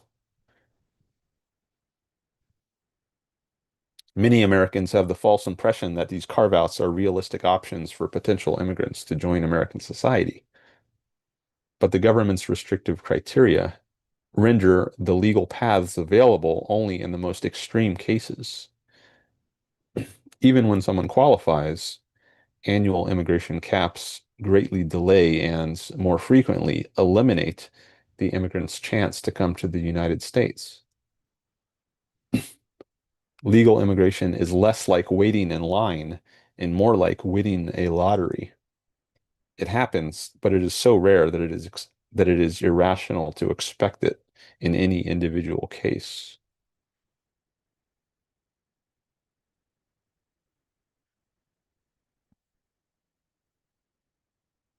I'll just read one more paragraph from this is the end of the opening summary from this long article. So here's a concluding summary paragraph. This study provides a uniquely comprehensive, jargon-free explanation of U.S. rules for legal permanent immigration. Mhm. Some steps are simple and reasonable, but most steps serve only as unjustified obstacles to immigrating legally. For some immigrants, this restrictive system sends them into the black market of illegal immigration.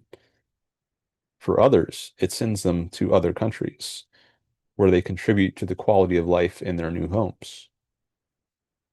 And for still others, it requires them to remain in their homelands, often underemployed and sometimes in danger.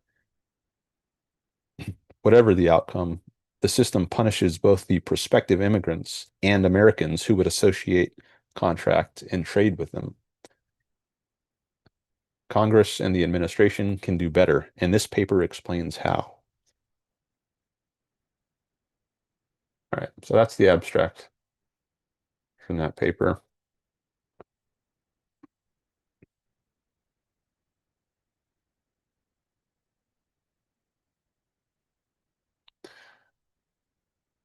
Maybe I should have shared that, but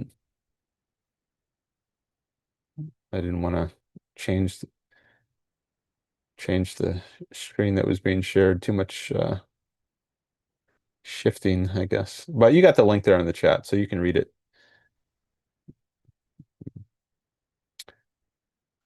So, yeah, back to this thread. So that was, if you want to back up the idea or get evidence for the idea that the immigration laws are unjust, I would say read that article that I linked to.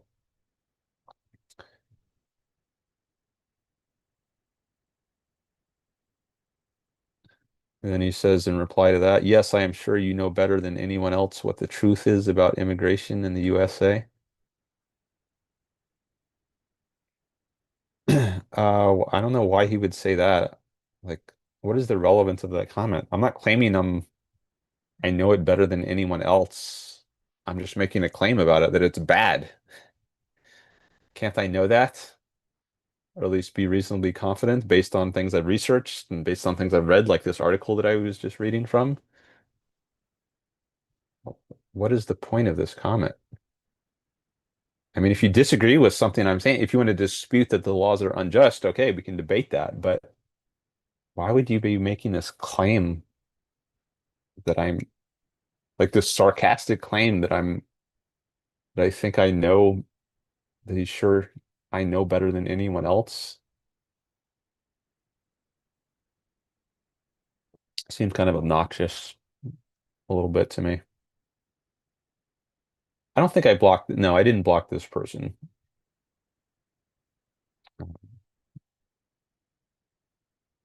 And here's another person, Mike Proto,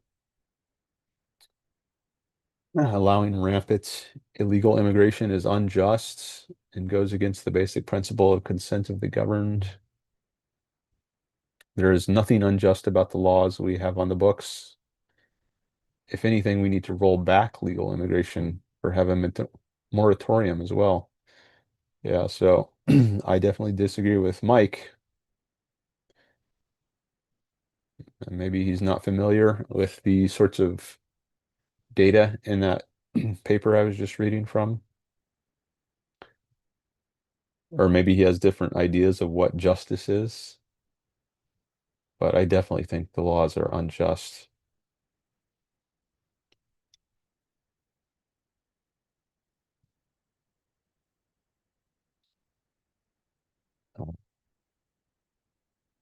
And I say, not sure you want the respectful exchange.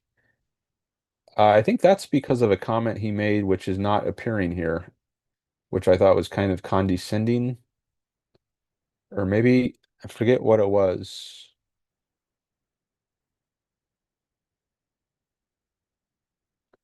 Yeah, because sometimes not all the comments show up, and you have to change it from oh, it has all comments, or maybe he deleted the comment that triggered that comment from me, because I don't see anything in that last comment from him that would have triggered me to say this.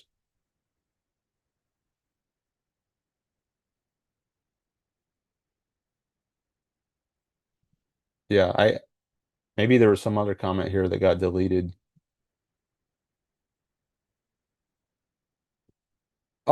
I remember what it was. It was that he did a laugh reaction, like someone did on this comment. Yeah, that's what it was.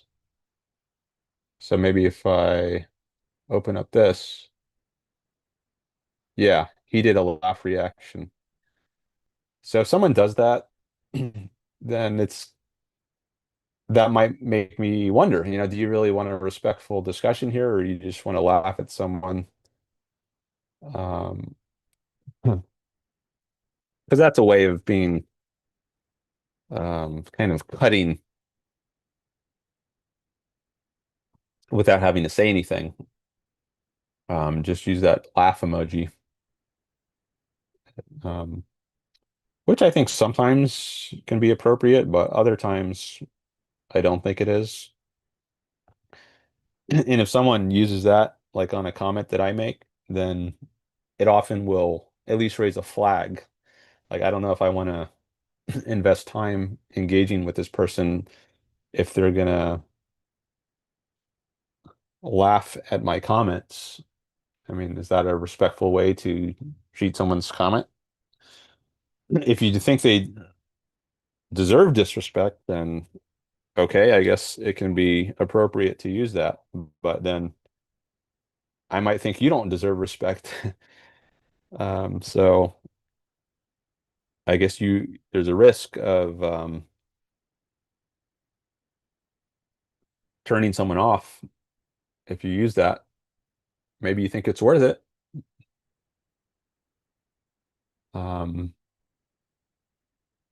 but I will draw attention to that if it happens. At least sometimes I will. I have a question mark about to a different, the original poster in this thread. Yeah, I'll skip over Fred George, who I eventually blocked because of something he said in a different thread. Oh yeah, and then Mike says, not sure why you'd say that. That is, I'm not sure you want a respectful discussion or exchange. He's not sure why I'd say that. And then I explain in my next comment. I say the laugh reaction, that's why. Um,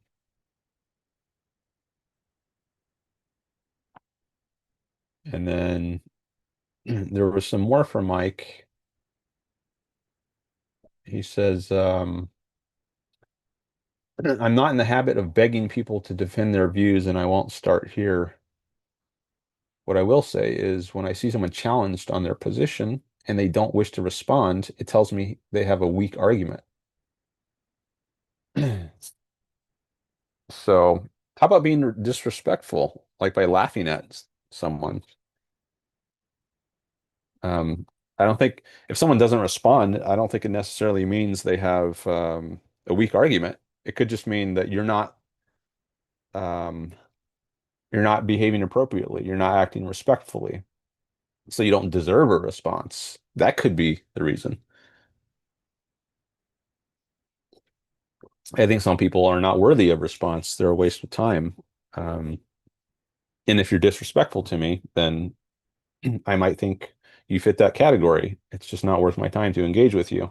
It's not that I don't have an argument I can give you. It's just I want to be treated respectfully, um, if we're going to have this exchange. And if you're laughing at me, then that tells me maybe you don't want to be respectful.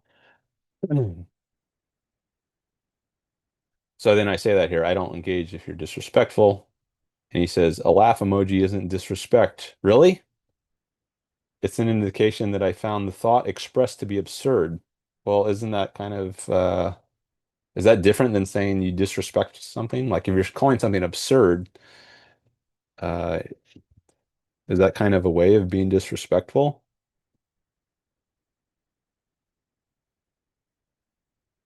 Um, I'm not sure what the difference is here between saying it's absurd and saying it's disrespectful.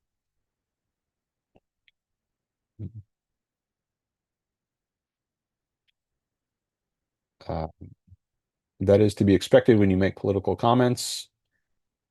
Um, Not necessarily. I mean, I make all kinds of political comments and reply to people I disagree with, but I don't laugh at them. You know, if I want to have a conversation with someone, um, I'm probably not going to laugh at them. I don't know if I ever use the laugh emoji.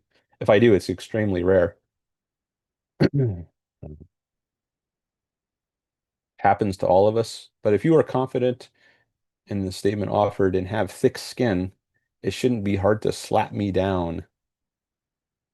Anyway, this has devolved into something I'm not interested in continuing. The self-importance I'm hearing is off-putting, over and out. Okay, so that was his last comment. So he found something off-putting, my self-importance, I guess, because I didn't want to tolerate disrespect. Okay, well, um, and someone else comes in, and I say back to Mike, well, I think it's off-putting. That is the laugh emoji, putting a laugh emoji on my comment. So I say, I guess we're done here. So it looks like he's complaining about something I do is off-putting, and so he doesn't want to continue the discussion, right? He says the self-importance is off-putting, so he's done, right? Well, he's done things that are off-putting to me, so shouldn't that equally give me a reason to not want to have the discussion? So, like, should I call him weak now and thin-skinned because he can't deal with my self-importance? Like, if you're going to complain about things being off-putting and then leave the discussion, then why shouldn't I equally complain about things being off-putting that you're doing and leave the discussion? Um,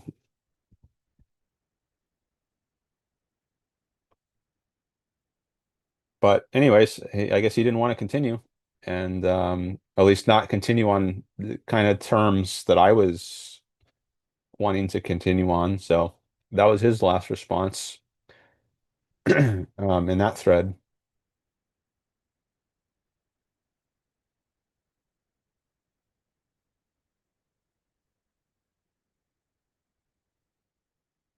All right, so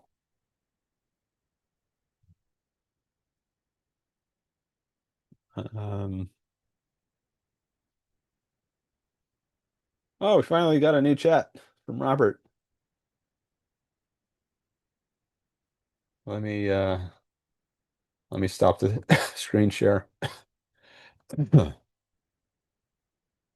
go back to Robert's comment. He says, right on. It's one thing to say, I don't regard a scrappy comment as disrespectful. It's something else and not something rational to say, you should not regard my behavior as disrespectful. Okay.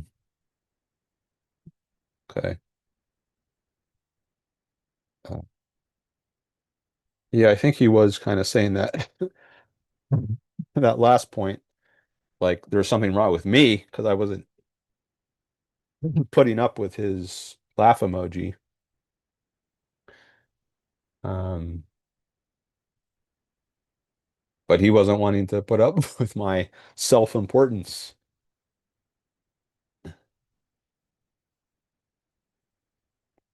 Oh, Robert is back to number one on the leaderboard. Um,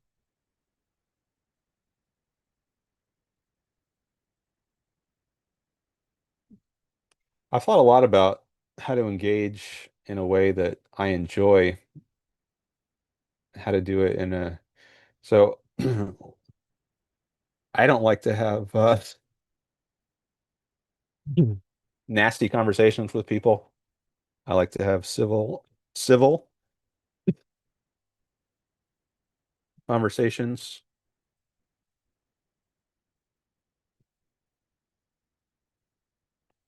So civil, respectful. So if someone isn't doing that, then I just don't engage with them.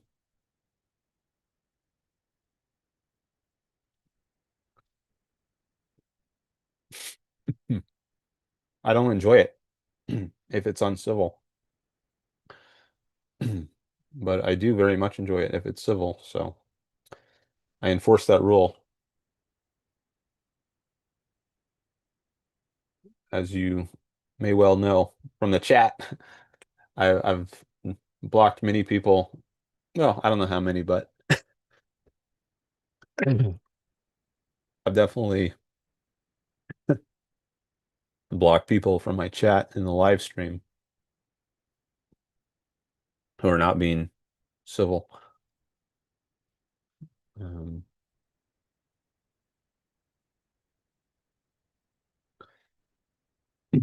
and sometimes people, I think they make up false narratives about my view in order to justify their incivility.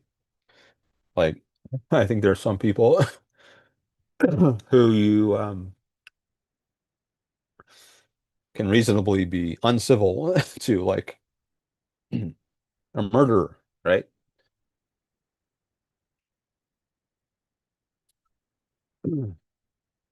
Or a rapist. You don't have to be civil to everybody.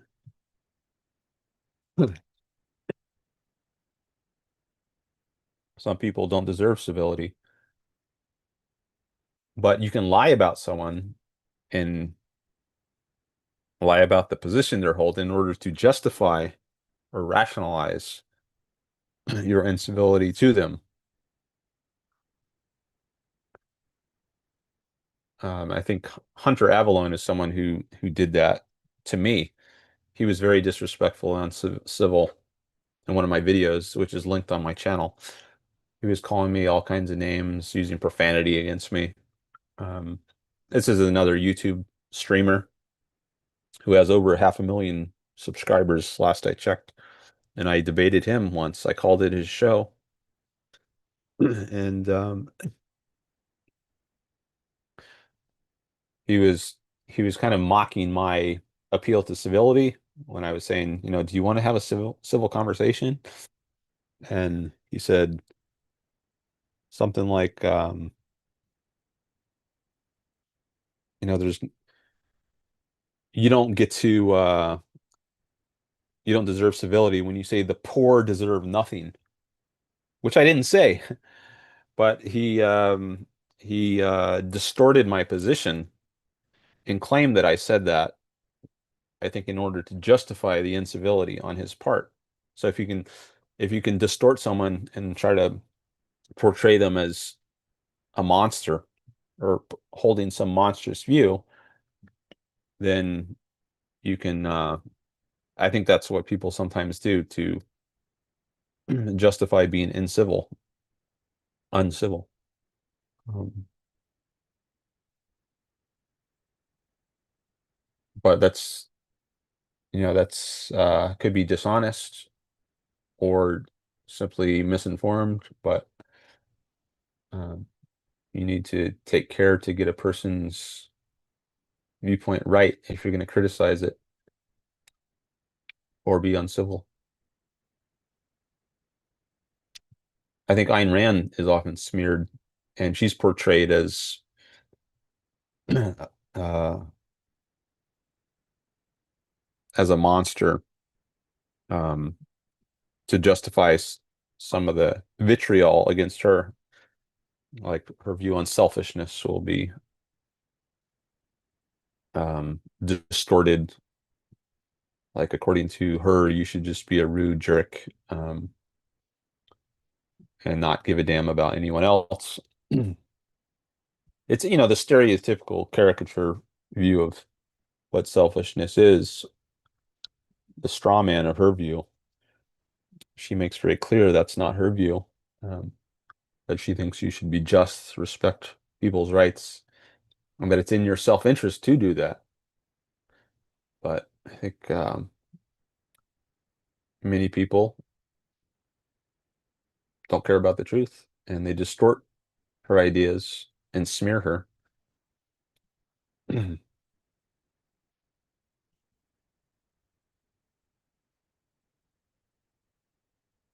All right. Well, thanks, Robert, for coming in with that chat. I've been going for over 2 hours now. Maybe I should do a poll. I did I get any re replies to my last poll? Oh, I got one maybe for my question. Should I keep commenting on comments on my Facebook post about ice raids? Someone said maybe. That was the only reply I got. All right. Well, thanks for that. I'm going to end that poll now. I was thinking about doing another poll that asks if I should keep streaming. See what people say to that. Um, yeah, how about I do a poll asking that? Not that your answer will necessarily determine my decision, but might be interesting or fun to at least do the poll. Should I keep streaming now?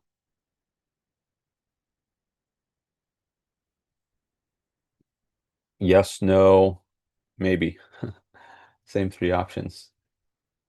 And you can elaborate on your answer in the chat if you want. Okay, I just put that poll question in the chat.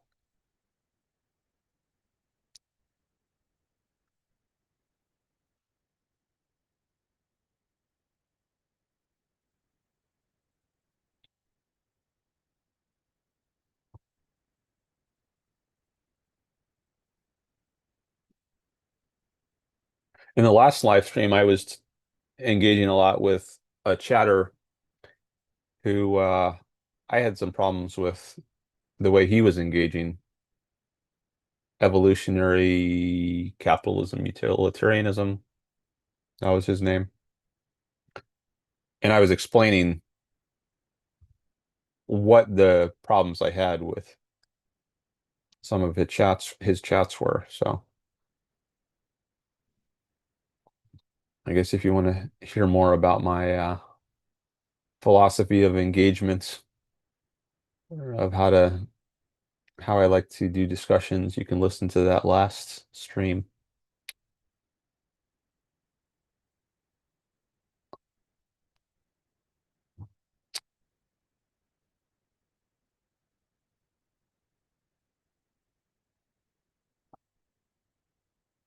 Hmm.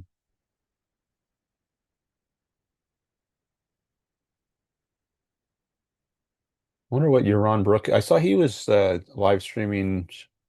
He started an hour earlier than I did today,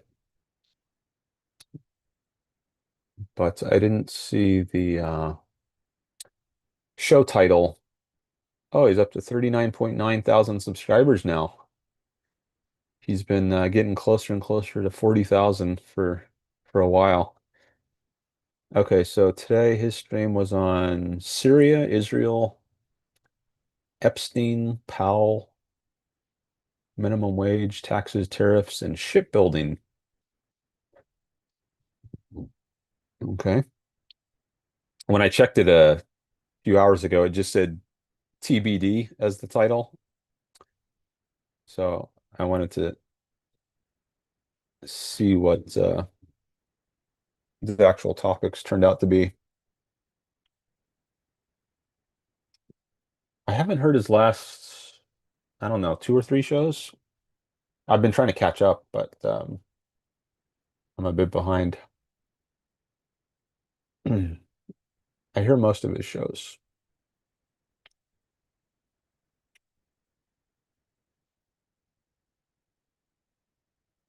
Okay, got one maybe for my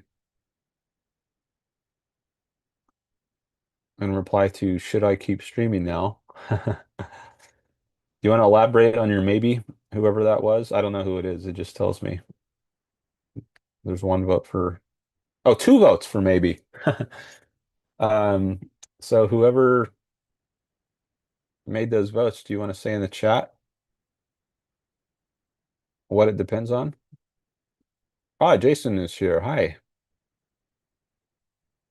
Um, all right. Jason says that maybe was from me.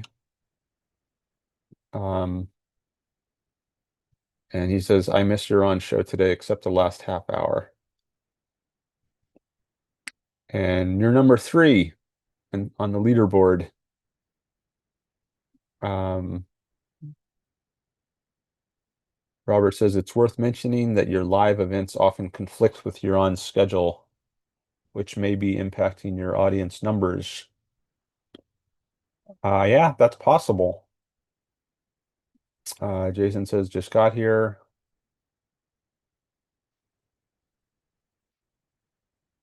Yeah, I often do stream close to the time you're on streams. So he started an hour earlier than I did. But here I am going by myself now. And so maybe people like Jason came over here after they finished watching your run. It's up to six now, which I think might actually be the highest it's gotten. I think it's the highest I remember seeing it go today, at least. Yeah, so maybe your on show being finished is helping increase my viewership.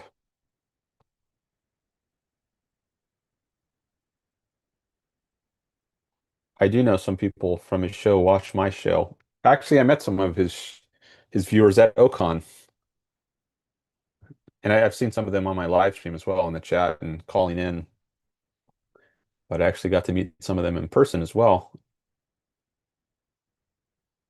which is nice. Um, but there's definitely an overlap in our audiences.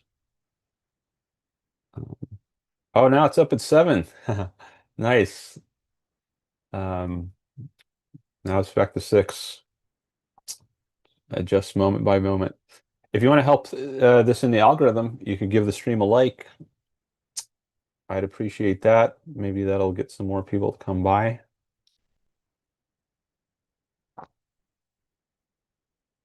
Jason called in once from, I'm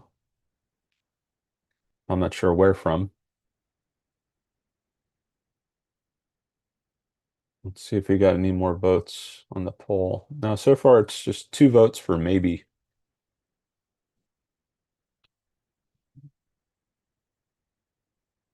Jason says, I'm like number four. You mean on the leaderboard? Right now it says you're number two. Oh, Washington. You're in Washington State, you mean, or Washington, D.C.? I know you used to be in, I think it was Czechoslovakia, or no, now it's, I guess now it's the Czech Republic, and Slovakia is a separate country. But I think you were in Prague, if I recall correctly. Um, no likes, thumbs up. Yeah, that's what I mean when I say likes. I mean the thumbs up. Um, I guess in YouTube it shows up in the analytics as likes. Um, Washington State, Central Washington, and in Prague half the time. Okay. I've been to Seattle, so maybe that's kind of southern Washington, I think, near the border with Oregon. I'm not sure. I've never been to Prague though. I would like to visit Prague.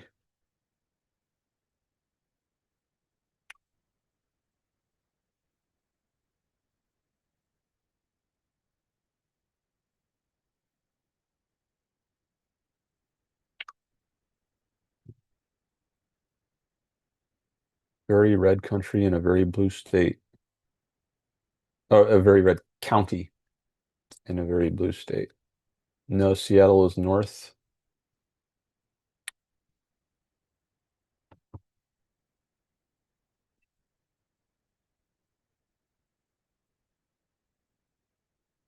I'm looking it up.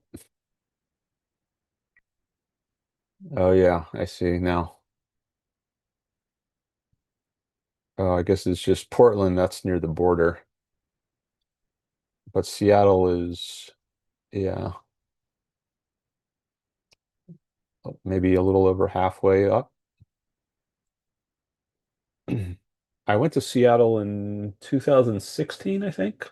I think that was the last time I was there for the Objectivist conference. And I went up to Vancouver afterwards for a few days. That was nice. I drove up there.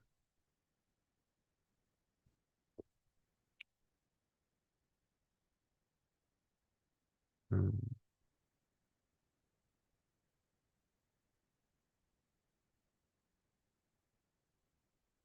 Oh, um, just FYI, I got to say Prague is a long A. So Prague, Prague. Well, if it's a long A, it's Prague. Did I say Prague? I don't remember what I said.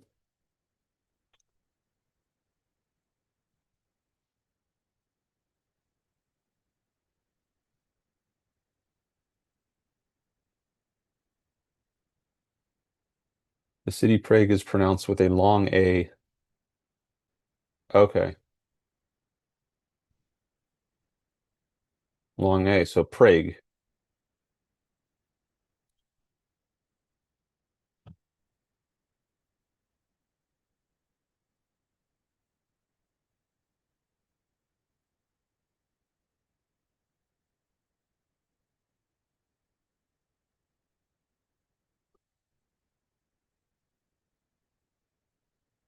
When you put a W, it makes me think of, it's, I want to say Prague, but oh, you say it's not long? Well, I just looked it up and one source I saw said it was a long A. In the AI overview on Google, it says the city Prague is pronounced with a long A.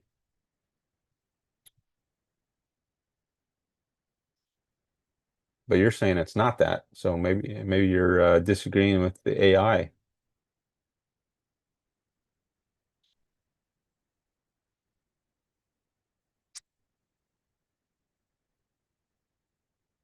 Rhymes with awe. Okay, Robert is also disagreeing with the AI that I just saw.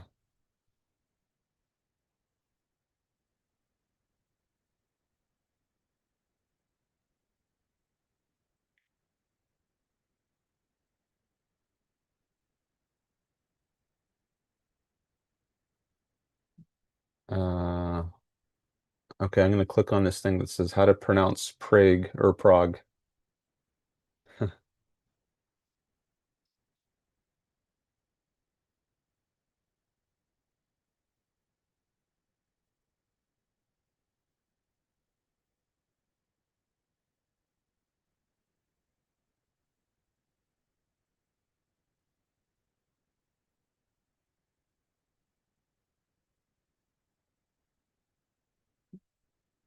Okay, Prague is what this video I just watched says, which agrees with what Jason and Robert are saying. So I guess the AI overview is incorrect. That's certainly possible. Prague, Prague.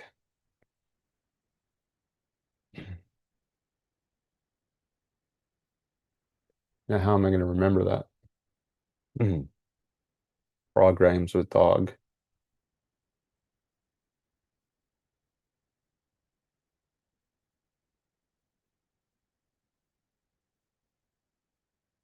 Some of the most, or the best, or most intense discussion I had happened in like the fourth or fifth hour of my last live stream. So I wonder if it's gonna pick up a lot later when someone happens to come by who wants to chat a lot. That was someone who it was evolutionary, that guy. He was we had a lot to disagree about. Whereas the people now who are here, I guess, are mostly or maybe entirely they're already in agreements about objectivism. So maybe that makes it less likely they'll have chats. But if there's anyone out there watching who disagrees, you're welcome here too. You're welcome to participate. Or maybe you just disagree on certain things. Um, I put in the title three of the core ideas of objectivism, Ayn Rand's philosophy, reason, egoism, and capitalism. If you disagree with any of that, feel free to chime in. Or maybe you don't agree with those, but you disagree with how they are applied, either by me or by Ayn Rand's. Like I know some people who think Ayn Rand was wrong about abortion. People who I guess they think of themselves as pro-objectivists, but they think she was wrong about abortion. Maybe you're someone like that. So I guess just because you agree, or at least say you agree with reason, egoism, and capitalism, doesn't necessarily mean we agree on everything about how those are applied. Like, what is the rational view of abortion or immigration? That's another issue. A lot of people who are objectivists, or at least are interested in objectivism, they have a very different view of immigration than I do. And maybe we saw some of those people when I was sharing my screen and talking about my post about ICE raids. Maybe many of those people would say they agree with the essentials of objectivism, but they certainly don't agree about how those essentials apply to immigration. So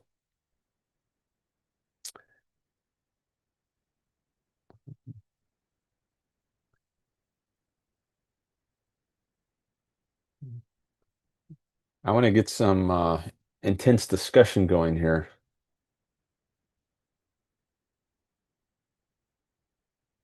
I have done well on the watch time. I've noticed that. Um, I've been getting a lot more watch time since I started live streaming a few months ago. Started at the beginning of March. I think March 6th was my first live stream. And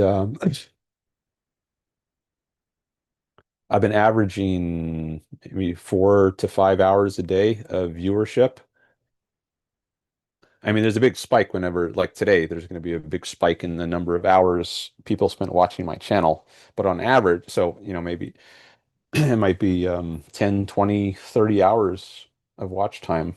But if you average it out per day throughout the week, I think it's been like 4 to 5 hours of watch time per day. And in the last 12 months, it's been, I've gotten Let me see. I can tell you. Um, Over 1,600 hours, 1,607 hours of watch time in the last 12 months. I need to get that up to 4,000 hours to get my channel monetized. But I think I'm on pace to do that if I continue the live streaming. Because the live streaming has helped a lot with getting my number of watch hours up. Subscribers have also gone up. I also need to get that up to get my channel monetized. Need to get that up to 1,000. So you can all help me with that if you're not subscribed. Uh,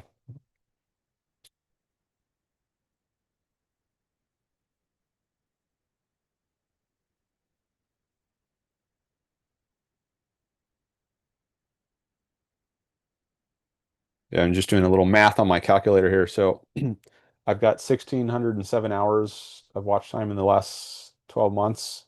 So you divide that by 365 days, and that gives me 4.4 hours per day of watch time. But I need to get that up to like 11 hours per day almost. And then once I'm at that level, I think that's equivalent to 4,000 hours of watch time. Yeah, 10.95 hours per day.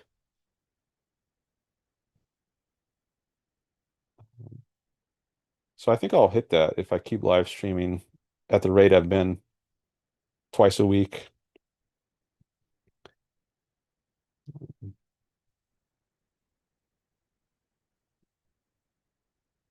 Jason says, I'll ask you a question then that I asked Yaron and have asked Robert in a slightly different context. Oh, yeah, sure. Go ahead.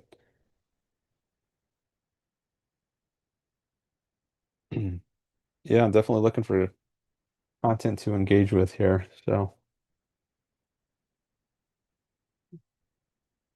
feel free, Jason.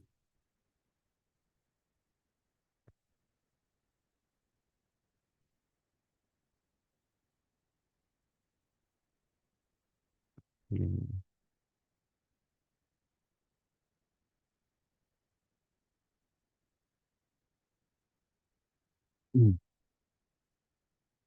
I'm looking at X, my latest X posts, other than the one announcing today's stream. Uh, I said no subsidies for wind, solar, or anything else. Compete on a free market. If you're not following me on X or Facebook, I invite you to do that as well. There are links to my pages on from my YouTube channel, but I can drop a link too. Let me try that. Let me put a link in the chat. Okay, there's a link to my X page, and I will also put a link to my Facebook page.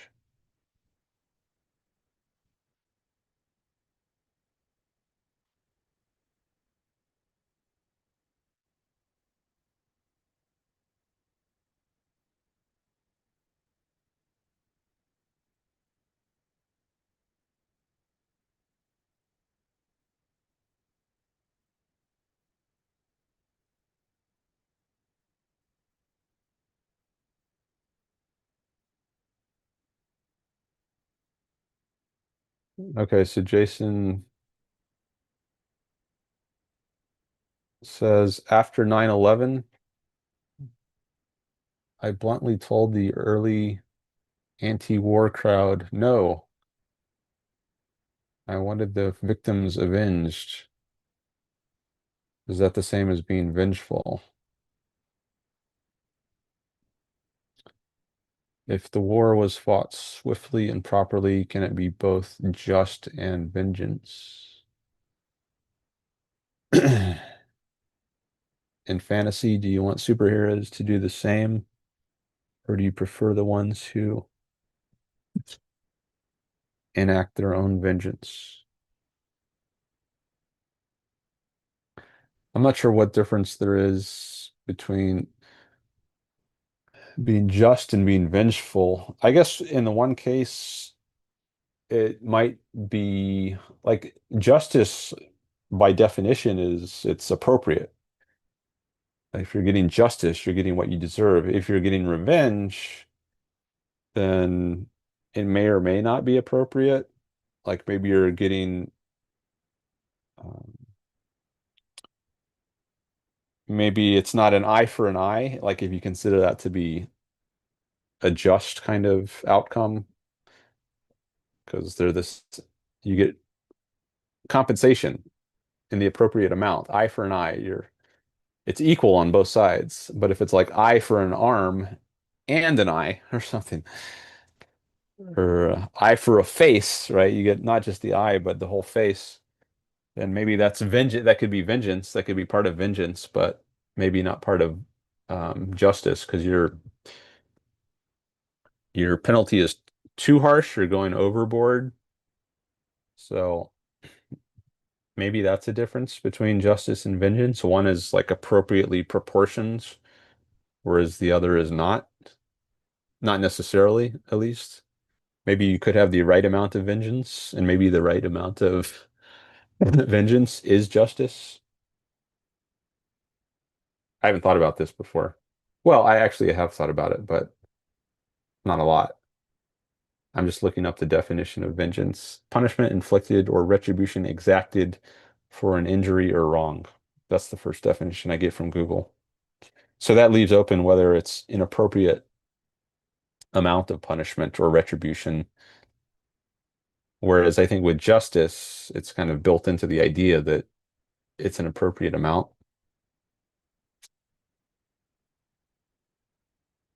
Um, Huron said that vengeance could be part of justice. Yeah, maybe justice is a subset of vengeance. Maybe you could think of it like that. Like the broader category is vengeance. That's just getting some kind of retribution, um, some kind of punishment. And then if it's the right kind of punishment or retribution, then it's justice. Maybe that's how you can think of it. Maybe that's what Euron meant when he said vengeance could be part of justice. I'm not sure.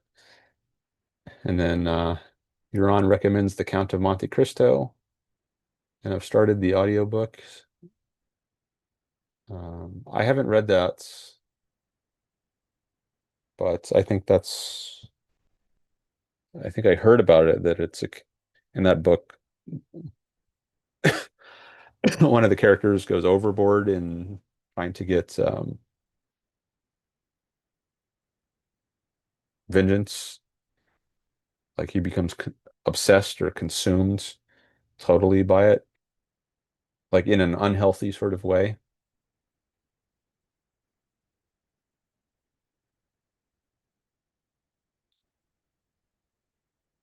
Robert says this is one of those conversations which would benefit from defining the terms. After 9/11 was Iran's context. I guess Iran would say we weren't vengeful enough because we didn't get justice. Like we fought a war and then the Taliban ended up taking over again after decades, right? Um, so it was a waste in the end. Didn't really do anything to or didn't do enough to ensure America's safety. And we were too concerned about civilian casualties. And so there were these rules of engagement that put American lives at risk. We were fighting with one arm tied behind our back, so to speak, and then engaging in nation building. So I think there's a lot to be critical about the war post 9/11 and that Iran has been critical of. it for. So I, gue- I would guess he'd say we have not gotten justice. Um,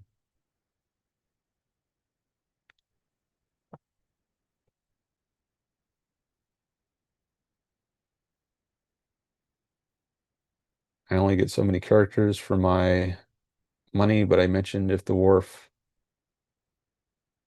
fought swiftly and properly.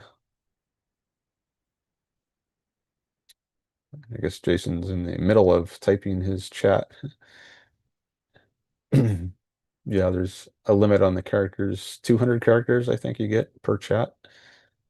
Well, if it's, I guess you can buy more if it's a super chat, but if it's just a regular chat, I think it's 200 characters.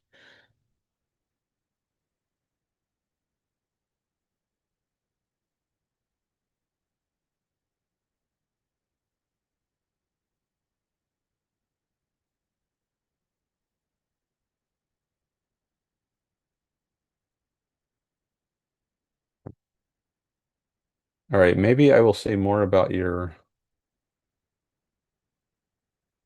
comment. Superheroes. Do you want superheroes to do the same, or do you prefer the ones who enact their own vengeance?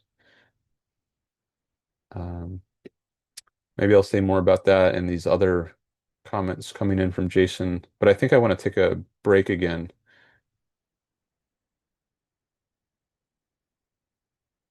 for a few minutes. So I'm going to do that. I'm just going to turn off the mic and camera, but then I'll come back and then maybe say some more replying to Jason and anyone else who wants to participate. Please do feel free to join the discussion and or call in.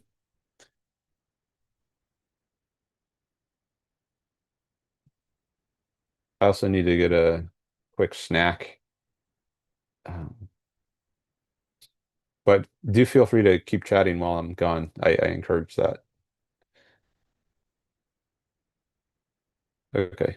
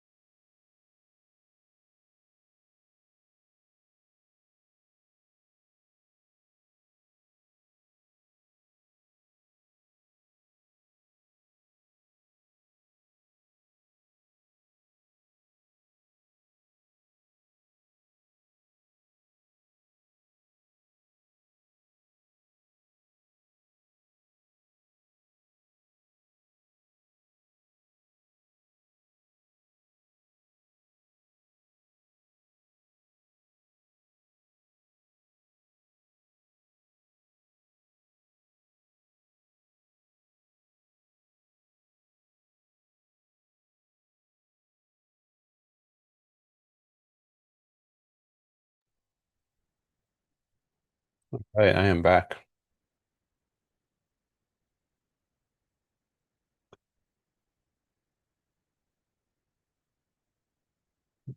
Let's see if there's anything else I can say about Jason's comments on vengeance and justice.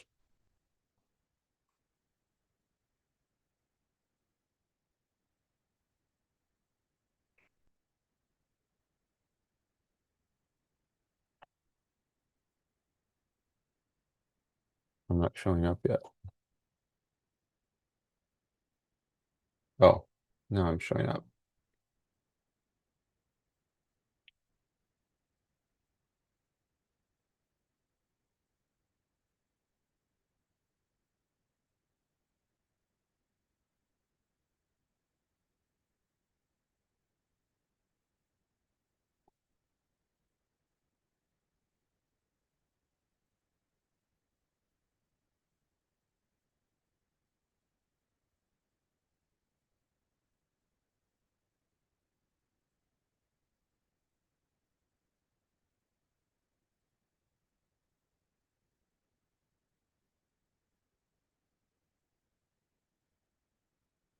So as for superheroes, I don't watch many superheroes movies, or I don't watch them at all, actually. At least nothing recent. But I guess I would want them to get justice and vengeance insofar as that overlaps with justice, not insofar as it does not overlap with justice. And you ask, do you prefer the ones who enact their own vengeance? Is that a reference to vigilantism, like they're getting their own justice rather than outsourcing it to police or military? Well, I mean, in general, I think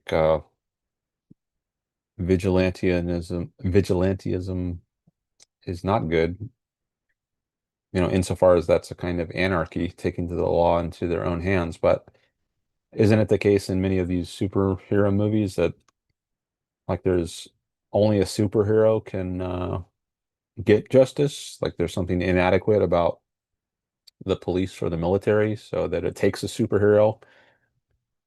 In that case, I guess I'd be okay with the superhero getting his own vengeance, insofar as that is the same as justice, because that's the only way it can be done. But I don't know. I haven't actually seen these movies, so I don't know if that's the case. But I can only give a conditional answer. If that is the case, that justice can only be gotten by the superhero acting on his own, then I would be okay with that.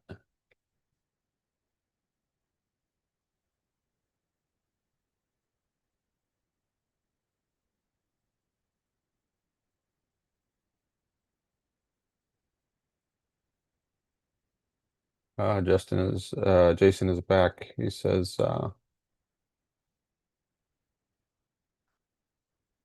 he's here multitasking. If you want, I can call in. That was a poor framing of the question. Yeah, we could do a call. I remember last time you called, I think you were going to say some things about the European healthcare system, maybe, but we didn't get to that. It was more of just a test call because I think I had a screening number, and I remember you were helping test that out. I have a screening number separate from my Zoom call. Um, but yeah, I guess I'd like that if you call in now, we could talk at least a little bit about the European healthcare system, or if you don't want to talk about that, if you want to talk more about this question you're raising about vengeance and justice, um, I'd be up for talking about that. if you have more you want to say about it, I don't know that I have that much more to say about it, but um, if there is more you have to say on either of these topics, vengeance and justice or the European healthcare, or if there's something else, then I invite you to call in.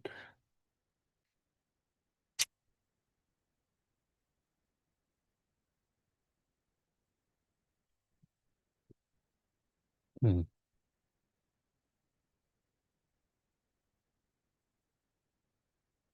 Okay. You say I'll explain what I meant by the questions, and then we can talk about whatever.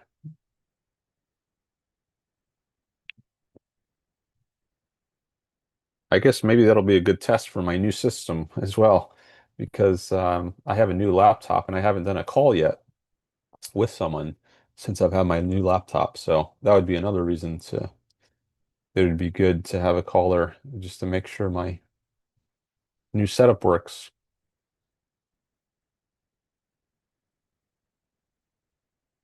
You're looking for a link or a number. It's pinned in the chat.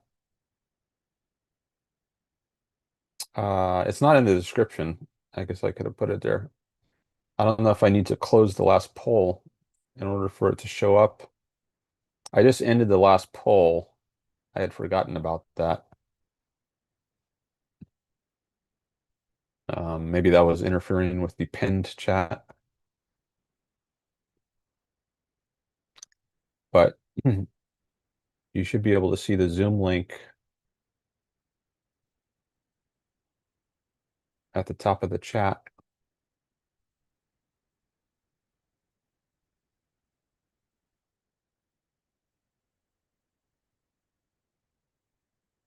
Oh, he says, Robert says he can see it.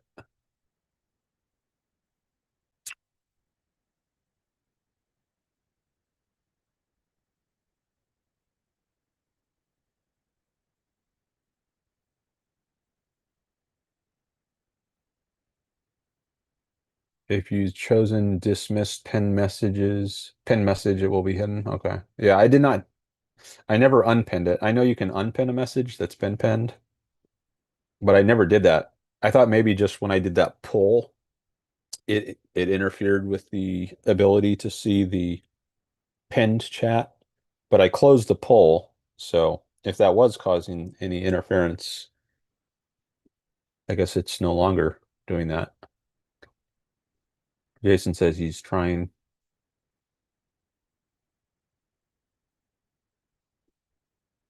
I think my camera might look a little sharper here than it used to. So maybe the camera on my new laptop is uh, has a better image.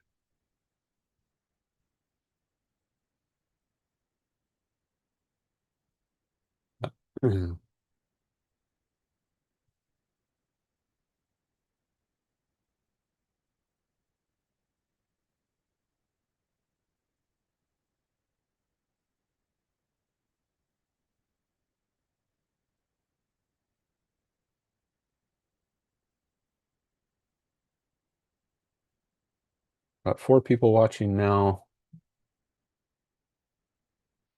and Jason is trying to call in.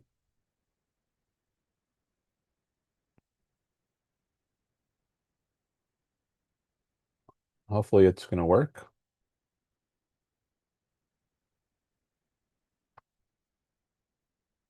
Oh, it says you use the iPhone and am hold. You're on hold? Okay, I don't see any indication here that you have tried to call in.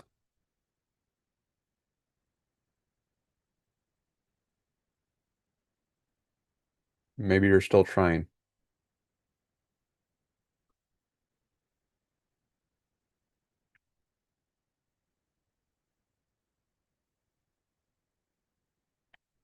I guess once you think you've done everything you need to on your end to call in, then let me know in the YouTube chat. That would be helpful.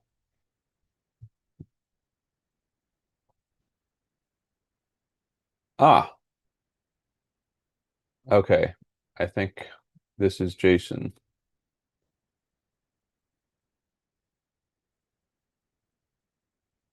Admit. All right. Am I audible? Yes, you are. Okay, I got to turn the TV down. How are things? It's been a while. Yeah, things are okay. I'm still getting over this cough a little bit, but Okay. it's been manageable, I guess. Um, how are things there in Good, Washington? good. In Washington, they're good. There was a no King's Day, and we went down to that down at the park. And Robert, I got the idea from Robert Nacer and Amy there to make Read Ayn Rand signs. So I made a few of those and got a few looks. But read more Ayn Rand.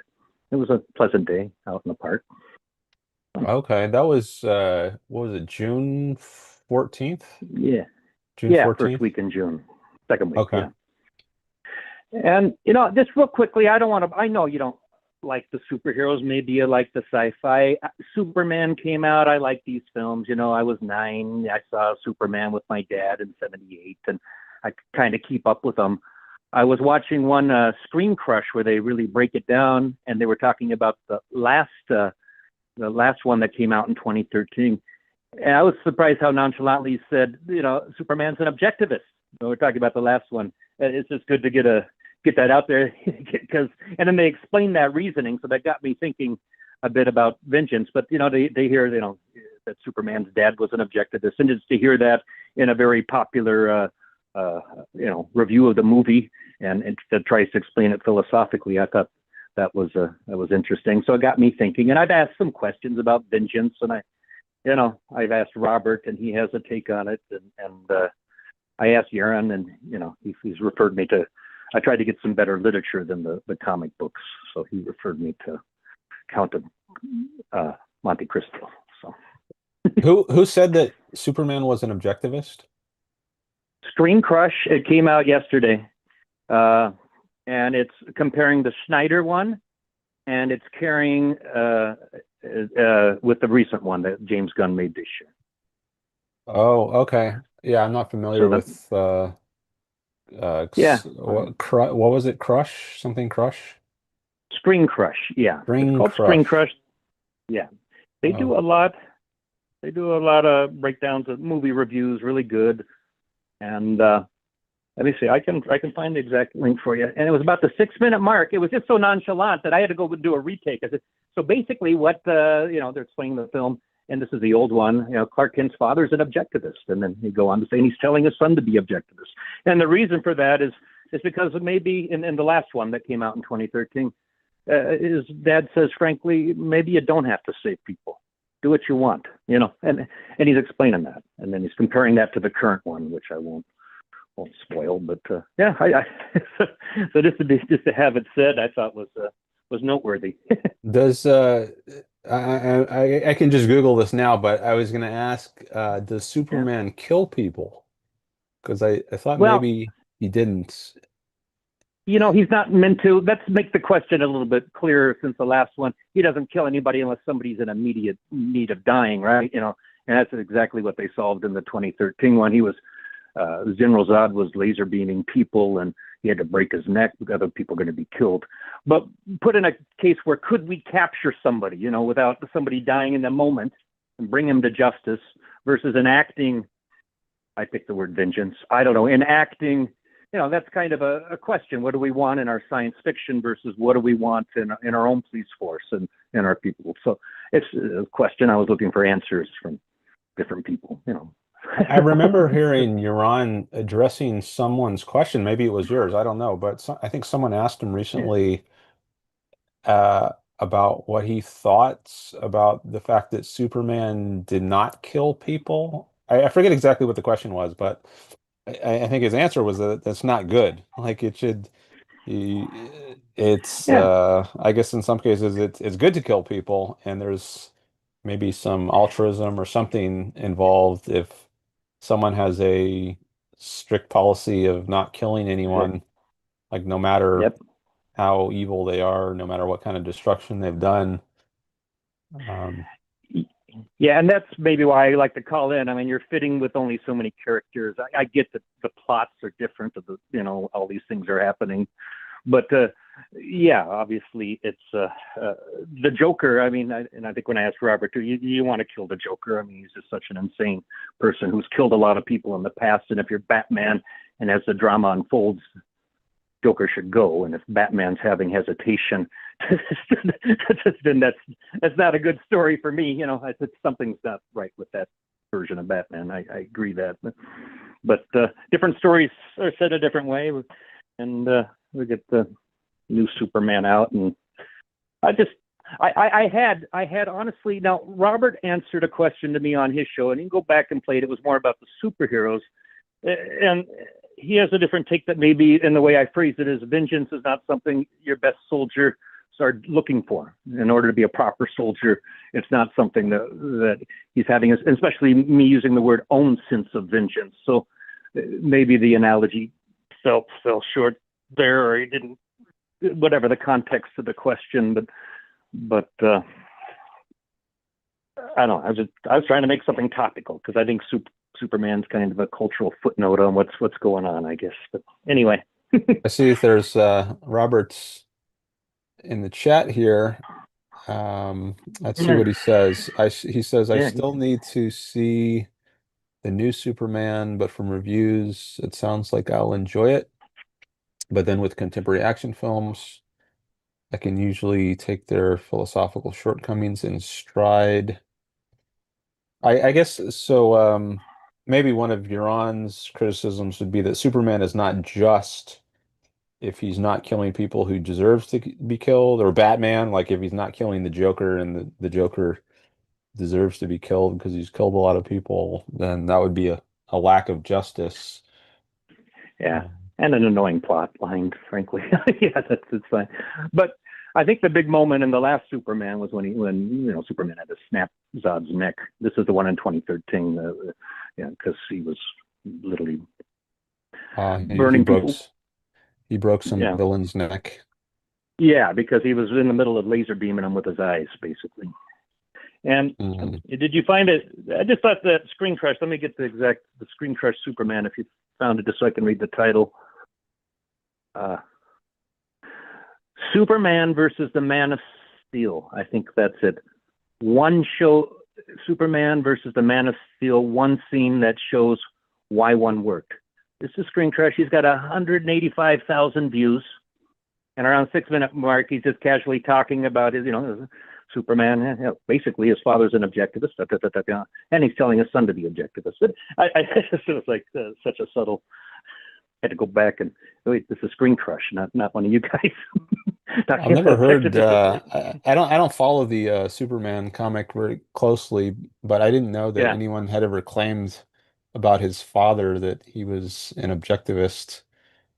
And, so the reason for claiming that is what is the reason for claiming that? Do you know? Okay, so this is firstly, it says earthly father. So Clark Kent gets adopted. He has another father in Krypton that appears in spirit form. His earthly father's trying to raise him, and he's basically wanting to know if he needs to always save people. And his father's saying maybe some people don't, and maybe you need to do what you want to do. So Screen Crush takes that to be, I guess, example of Ayn Rand's egoism. Yeah. Doing what you want to do. Okay. Yeah, not to ruin the review, but just the review. I think he comes out more liking the current one, and I won't want to ruin the current one that came out this year, just last week. But yeah. Okay. And just a casual reference to objectivism. That was interesting, and then it got me thinking about vengeance. I had legitimately used. No, that happened. People are sitting there with their no anti-war. We're talking right about the beginning, going into Afghanistan, and what I thought could have been successful. It wasn't, but I'm like, no, I want these people avenged. I mean, it's a no-brainer for me. But if that's not a way to think about it, and you're invalidated my thinking on that.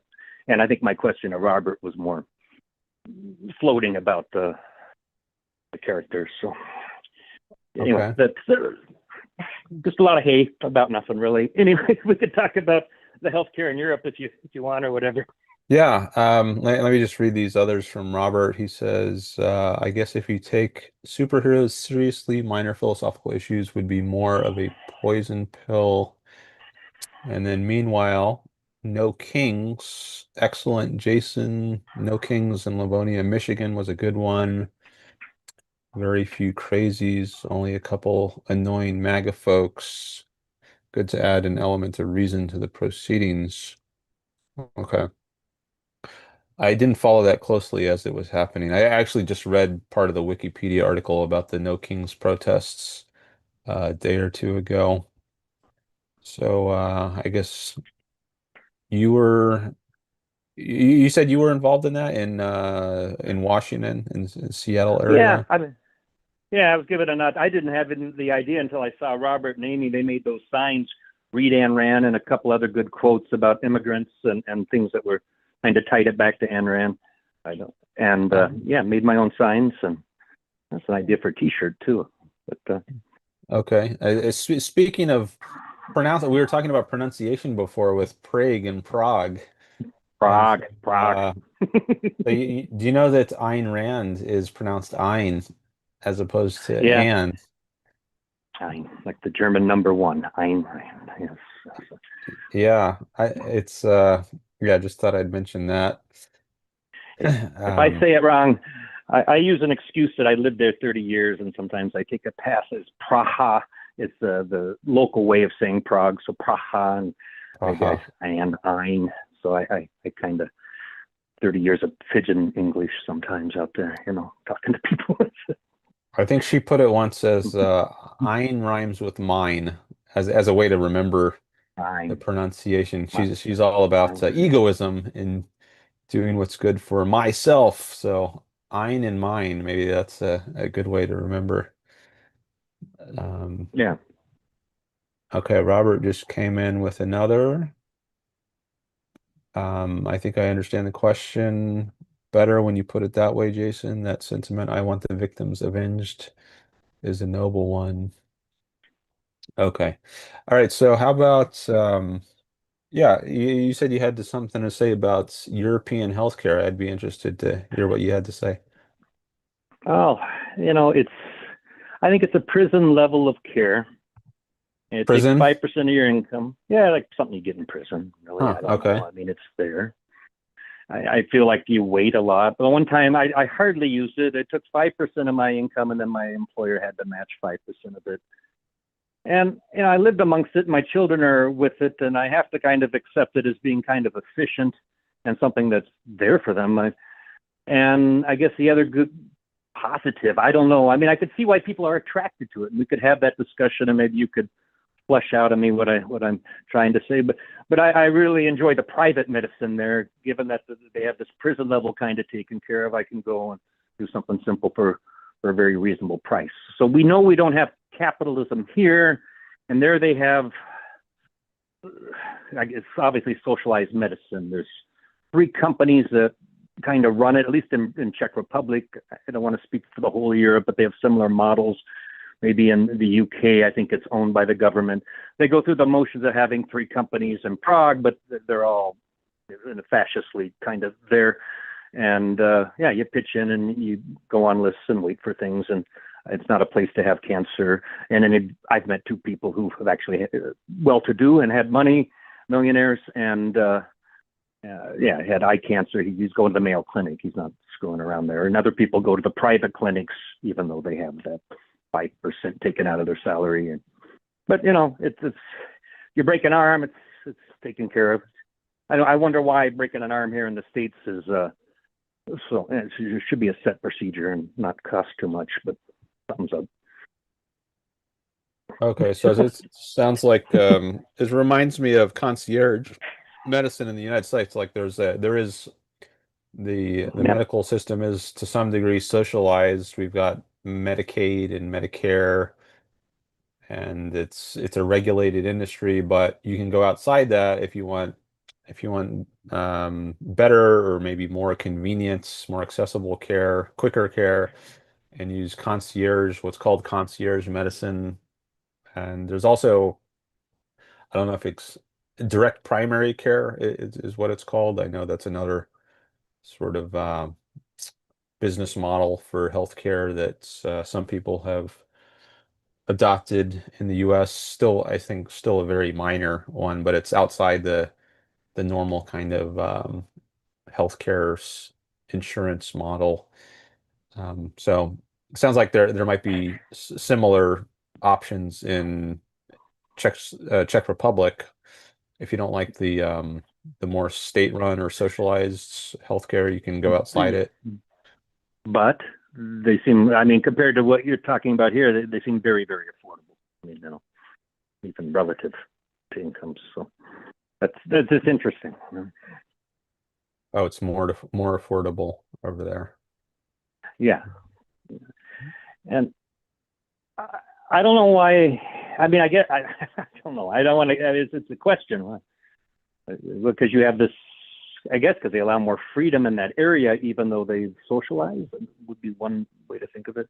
But I know between countries like Germany and we're cheaper on dentistry. Dentistry's like you can get it done relatively affordable. A lot of people come over to Czech to get some work done compared to Germany, which should have a similar system. And dental's not covered. You can ask me what's covered and what's not. You know, people, not all abortion's not necessarily covered there. They have a declining population, so you would be paying for that procedure separate. You know, like you go over there and get lots of abortions. So they take I'm curious what the overall tax level is. Like I know in the US I think it's like 12 point something percent for Social Security and like 6 point maybe it was Yeah, 6.2% is taken out from the employer or from the employee, and then another 6.2% is contributed from the employer, and then there's also contributions for Medicare. But like in Czech Republic, what's the overall? Do they have a progressive tax system no, or they've what? had a flat tax, which was brilliant. They brilliantly had a flat tax, but then they got into a case that was called the super gross, and then all these other things were in the flat tax. So it'd be as if your employer's contribution to Social Security would be taxed at you at the flat tax. But they've changed that out, and I think they have a flat 15% now, and then they have also a separate rate. So they have a two-tier now. So when you're real rich, they call it solidarity, and something happens. So now there's two tiers. Like basically, it's flat, and like I said, there's really no deductions, no benefit for getting married, and on everything you consume, you're paying a good 15. It varies on what it is, 15% too on all consumption. And I think Yaron said this, and it seems right that everybody there is paying some tax. It's not just like here where all the rich are the ones who actually pay it. It's all coming out of theirs and going there. Everybody's having a part in paying the tax because it's pretty much on every transaction or it's flat. I think that's kind of true for the whole of Europe, but Europe, other parts of Europe have more progressive and even capped or something salaries. I think I've heard So are what's the so ridiculous. what's the Yeah. total income tax for just like the average person? I guess you said for the super wealthy people, there's like a higher rate, but just I for think it's most 15 and people. 21. I think we can ask ChatGPT on that. Actually, I'll pull it up. But yeah, I think it's 15 is what I'm doing. I still have investments. I actually still work there in my bar and making contributions to my social pension. So I'm there part time. But what is Okay. income tax rate?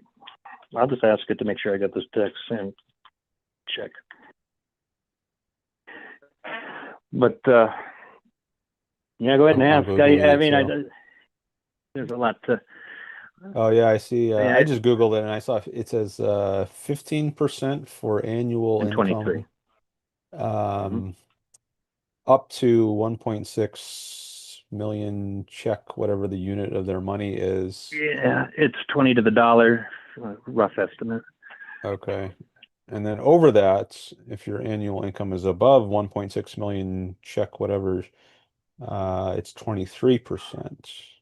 Yeah, and It it's tiered. says. So first is 15, and then the part above is 23. So I said 21, but 23. Yeah. So that's it seems lower than the United States. I think Yeah, well I mean well but we what's do have progressive income tax in the US, or so-called progressive. So if you I don't know what the average is per person in the US. but you see, we don't have any deduction. So imagine this: I'm there with two kids and technically a wife, whatever, and I'm making I don't think you'd be paying any taxes at 60,000 in the U.S. And there you'd be paying taxes. There's economics, and I know more pre-COVID, but around 30,000, 40 is a good salary there. You know, you can do well. Hmm. So the cost of living up here is $1. Although electricity has gone through the roof, I'm having it much cheaper in Washington. I think it's the cheapest in the world here with some of the dams they build out in the area What here. about But regulations? How are they? You said you run a restaurant business, right? Or something, a restaurant business? Tiki bar, Tiki Hawaiian bar, Oh, okay. tropical, Tiki yeah. bar.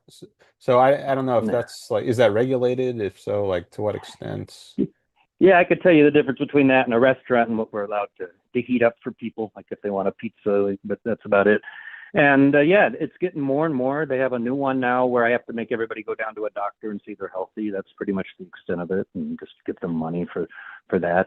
And when I started it, it was kind of a libertarian paradise in a way, or whatever libertarian like. I don't, you know, but it was just like, interesting. And just start the door and sell the booze. You know, I think there's some licensings now for the alcohol, but it's certainly not like Washington where it's very regulated to sell alcohol. I think these are still prohibition era laws.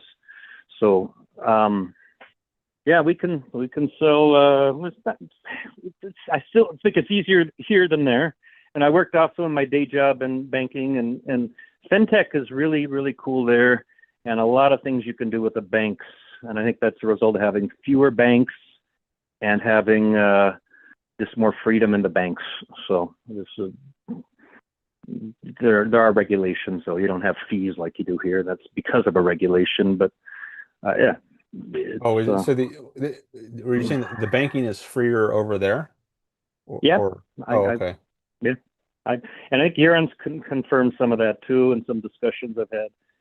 And just yeah, they're free in other areas, not just banking, but and retail banks here are kind of a they're all the same. I know in IT, all these little banks here are very unnecessary, and they're all kind of doing the same mandated thing. And there you would have a couple of banks doing things. I mean, I don't want to go into a lot of it, but you can do things with credit cards there, like get cash, and Revolut is interesting. Companies and switching currencies after you paid. So people should look up those things on their own and see if they apply. Sometimes it applies just to me because I have residency there. So I want to talk to a U.S. audience if they're not able to open an account or get those kinds of cards. So have the same features. But yeah, So you're still running the tiki bar from the US, or you have a US tiki bar now in Washington? no. See, that's a fair thing to think about all the time when I go out to karaoke, and a guy here he has a regulatory problem with the system that they just found. He's literally fighting City Hall, no dancing because he can't dance there, and how I would never have this kind of problem back in Prague. So no, I don't run a bar here. I run it from afar, and I'm there enough time to be compliant with all the taxes and laws. So I'm there, and I have my children there. I've never really run it. I've always had the day job. I've always wanted to be chief decorating officer, or whatever you call the guy who makes the things around tiki bars. This is a hobby bar that turned successful. Really did well. Okay, so Tiki you're Taki. the wait, so you're the owner of this bar? Is it I'm the is it founder and co-owner. Yeah, Czech okay. business partner. Okay. It started with a guy who came back from Afghanistan with some money. He was a translator. Who was in the war there. And he came into Oh, Prague with some money, and he had already bought it, and he was looking for a consultant, and I had a panache for tiki stuff. So we started in '06, and then we got some other investment from a mutual friend. Actually, we were in a March for Capitalism. The people who came in, he went to the von Mises Institute, or is involved with that, and took over. And yeah, we've been doing pretty well. We're a small place, so I mean, it's not. And I don't need a plug. We're we're packed. I recommend reservations. I'm I curious used to to look know it up people. now. Would you be able to I'm tell me curious. the name of it? So I want to see what you get when you type Tiki in Prague, Okay. because I think we got good real estate. I All called him right. Dennis Miller once in '09, actually, and he mentioned the bar. That was fun. He had to call in. The first thing that Yeah, pops up is Tiki Tacky Bar. that's me. Tiki All Taki, right. yeah. It's, and that means also in Czech. So it's kind of Tiki as well as, although we're 100% Tiki, but also Tiki. Yeah. And Oh, it's like I'd it probably, means also. So did I'm not sure I heard you it, right. yep, Taki means also, as well as. Also, t okay, Tiki also bar. Okay. It's the translation. All right. I don't know if I can yeah, everything is in Czech. Or no, actually not everything is in Czech. Some things are in Czech on this website. Um Simburkova. Simburkova, yeah. Okay. 7 to 3 a.m. 7 p.m. to 3 a.m. are your hours. Yeah, we can be open longer. That's a regulation we don't have. That's telling us to close. We have noise regulations, and we can't be too noisy after 10. And they banned smoking in 2017, and now everybody goes outside and they make noise. And that's between them and the police, not me. As long as they don't have my glassware, because we don't let them take glassware. I don't want them taking it any time because of these mugs are nice, but yeah. So there's that. But you could go up and down the road with a motorcycle loudly at 3 in the morning. So I don't know. I like these images. They definitely have a Hawaiian looking flavor to them. Uh, That was I've the never been to funnest part. Just Hawaii. I've never been. I me would like neither. to go there. I mean, neither. I lived out in the Emirates for a bit with my work, and been to a few tropical places, Singapore, and I get the feel for it. But I've never been to Tahiti properly. But part of it just pioneering it. I think at the time I was really having a fountainhead moment, and just taking a trashy place and turning the insides nice, and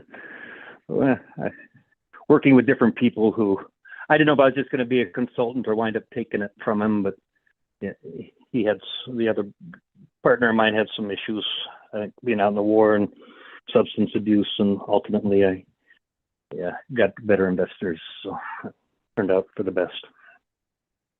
Okay, so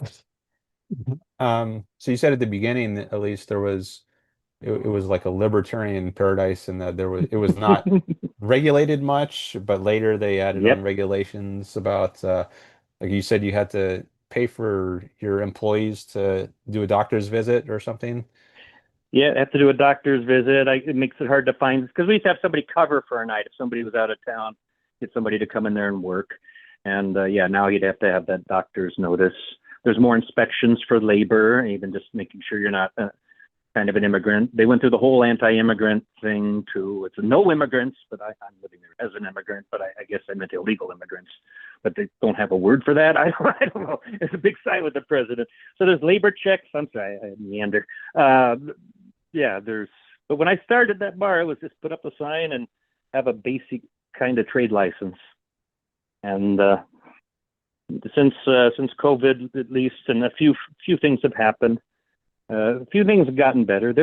We had to at one point report everything immediately that we'd sold so they could get their VATs, and you had to give a receipt. And it was a cockamamie system for EET is what it was called. It was by a populist president there, Babish was his name, Trumpian in a way.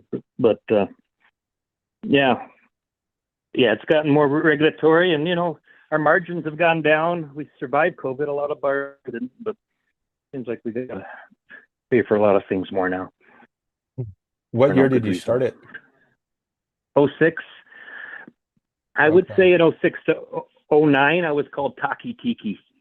Now that's goes against the rule of odulant parameter. You got to say Tiki Taki, but we changed the name when I got new investment in 2019 from my current business partner, who was before just somebody who consulted with me and actually was the one, nothing to worry about here, just put up the sign. Now he's the one telling me we got all these rules, but he's You ever had any been, objectivists show up at your bar that you know of? I've made it Or objectivist. I tried to get everybody to come when they Yaron came. Yaron would have lunch with us, oh yeah, but there was a I conference didn't. there, right? Like within the last few Yeah, years, I think Iran yeah. conference. Rozzy thinks he's been at my bar, but I don't remember if I was with him or not. But it can happen. Uh, I've yeah. There's a conference. I went to that conference, and before the conference, Yaron would come, and my business partner knows people at the local free because he's was with the Mises, and he's not a bad Mises person. But he went to the Mises Institute and followed these free market economics. The whole thing came into existence actually by a referral from another objectivist. The whole thing is a creation of objectivism when you think about it, because I was they're talking about how I love tiki bars, and then I met somebody who told me to get in touch with this guy who'd been in Afghanistan, my friend, and he's quite the objectivist, yeah. And we all knew there's only about six of us in the country in about 2005 or six. We knew Yishi King, that's his name, and he uh, wrote a lot of the he wrote Market and State and did a lot of the translating of books. And I helped him translate something for Peter Schwartz in '06. But you're asking about if like objectivists come there. I turned one person into an objectivist. So I take some credit for that. And we went and saw Yaron. And Yaron was going to come, but I just said it's too much running around and probably not his cup of tea. He don't drink. And I found him a better steak. But I have friends who own restaurants too. So we went to my friend's steak restaurant. So. Uh-huh. Okay. So you were when did you first move to Czech Republic? 92. 90. Okay. So maybe it was still Czechoslovakia at that point, or had it Yeah, already? you know what? That's the story I tell you because it was December '92, and I woke up. I was in a new country. I didn't have to go anywhere.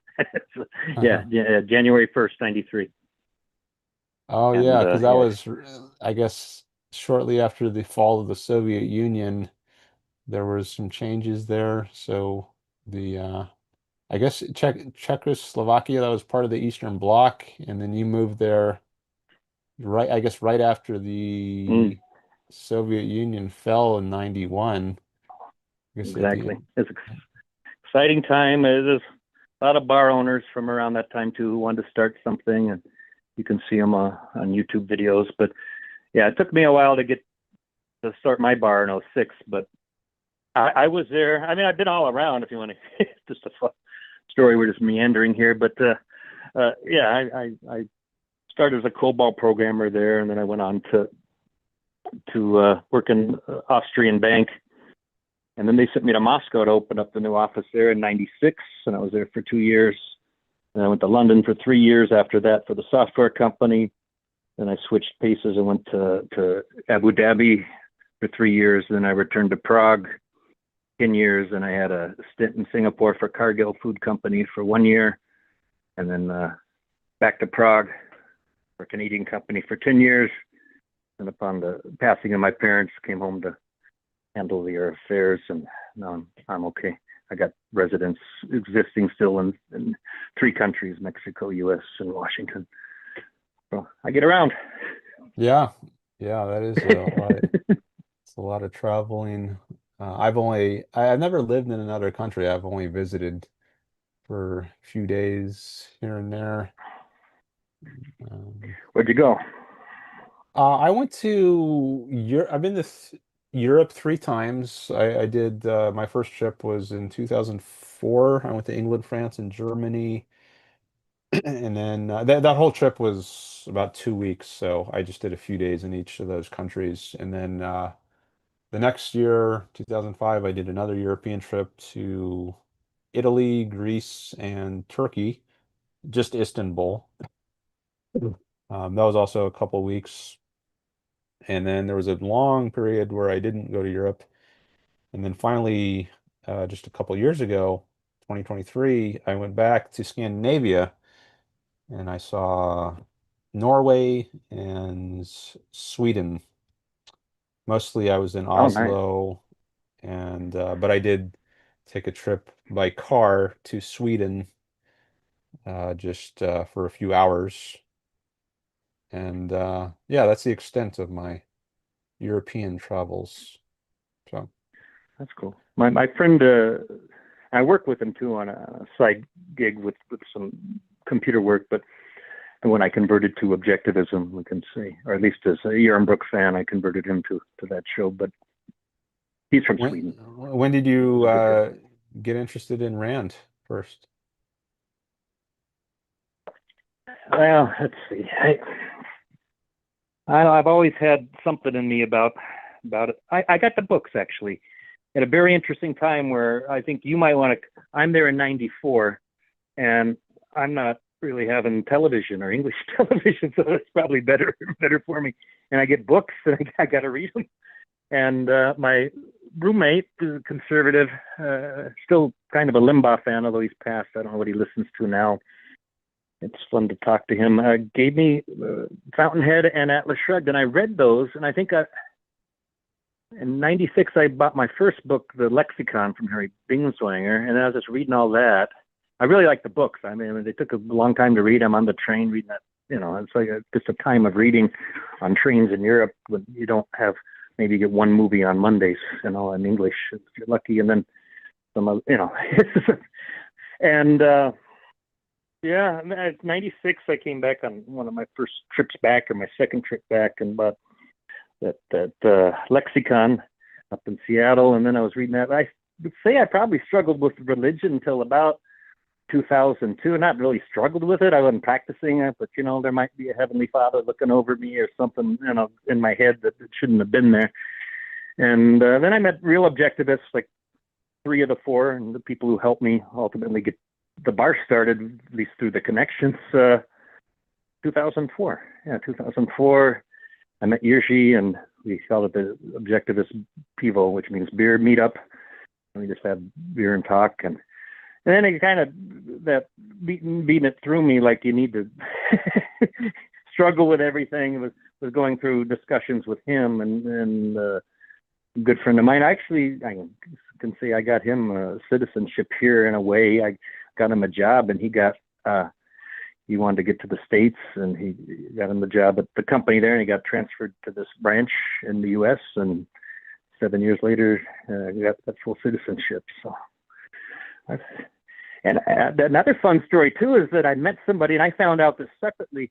When I worked at the bank, I worked in the back office. This guy was a bond trader, small market, but traded bonds, and he wound up funding the translation of Atlas Shrugged into Czech, and he's somewhat of a fan. I think he's got some anarchy leanings, but and maybe anti-war ideas that are a little bit different than mine. But I was just happy to get that. And as a result of that, I got the Czech version of Atlas Shrugged, and then Yarn signed it when he came into town. He actually dedicated it to Tiki.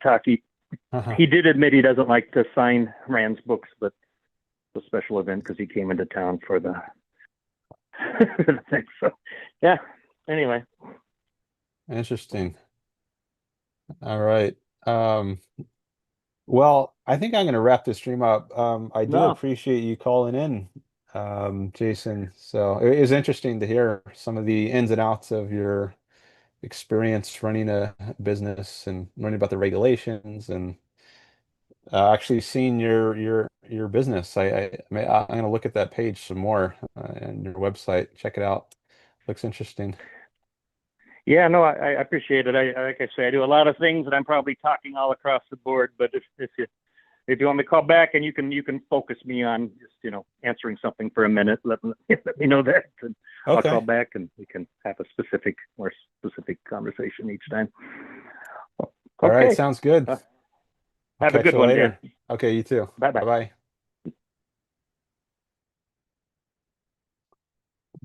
All right. That was good. Glad we had a caller. Get to know Jason a little more and make sure my new setup here can receive calls.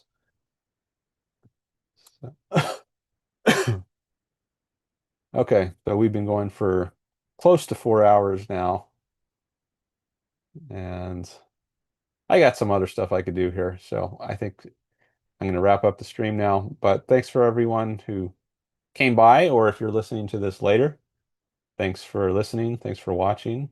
Thanks for any likes on the stream. Definitely appreciate that. And thanks for any new subscribers. So I guess I will stream again on Saturday. That was my normal streaming time, Wednesdays and Saturdays at 1 p.m. Pacific. And I think I'll just continue with that for now. So I'll plan to stream again in a few days. And hopefully I'll be able to shake this cough. But whether I do or not, I think I'm going to stream. So I hope to see some more of you again on Saturday. And until then, have a good rest of your week. All right. Bye, everyone.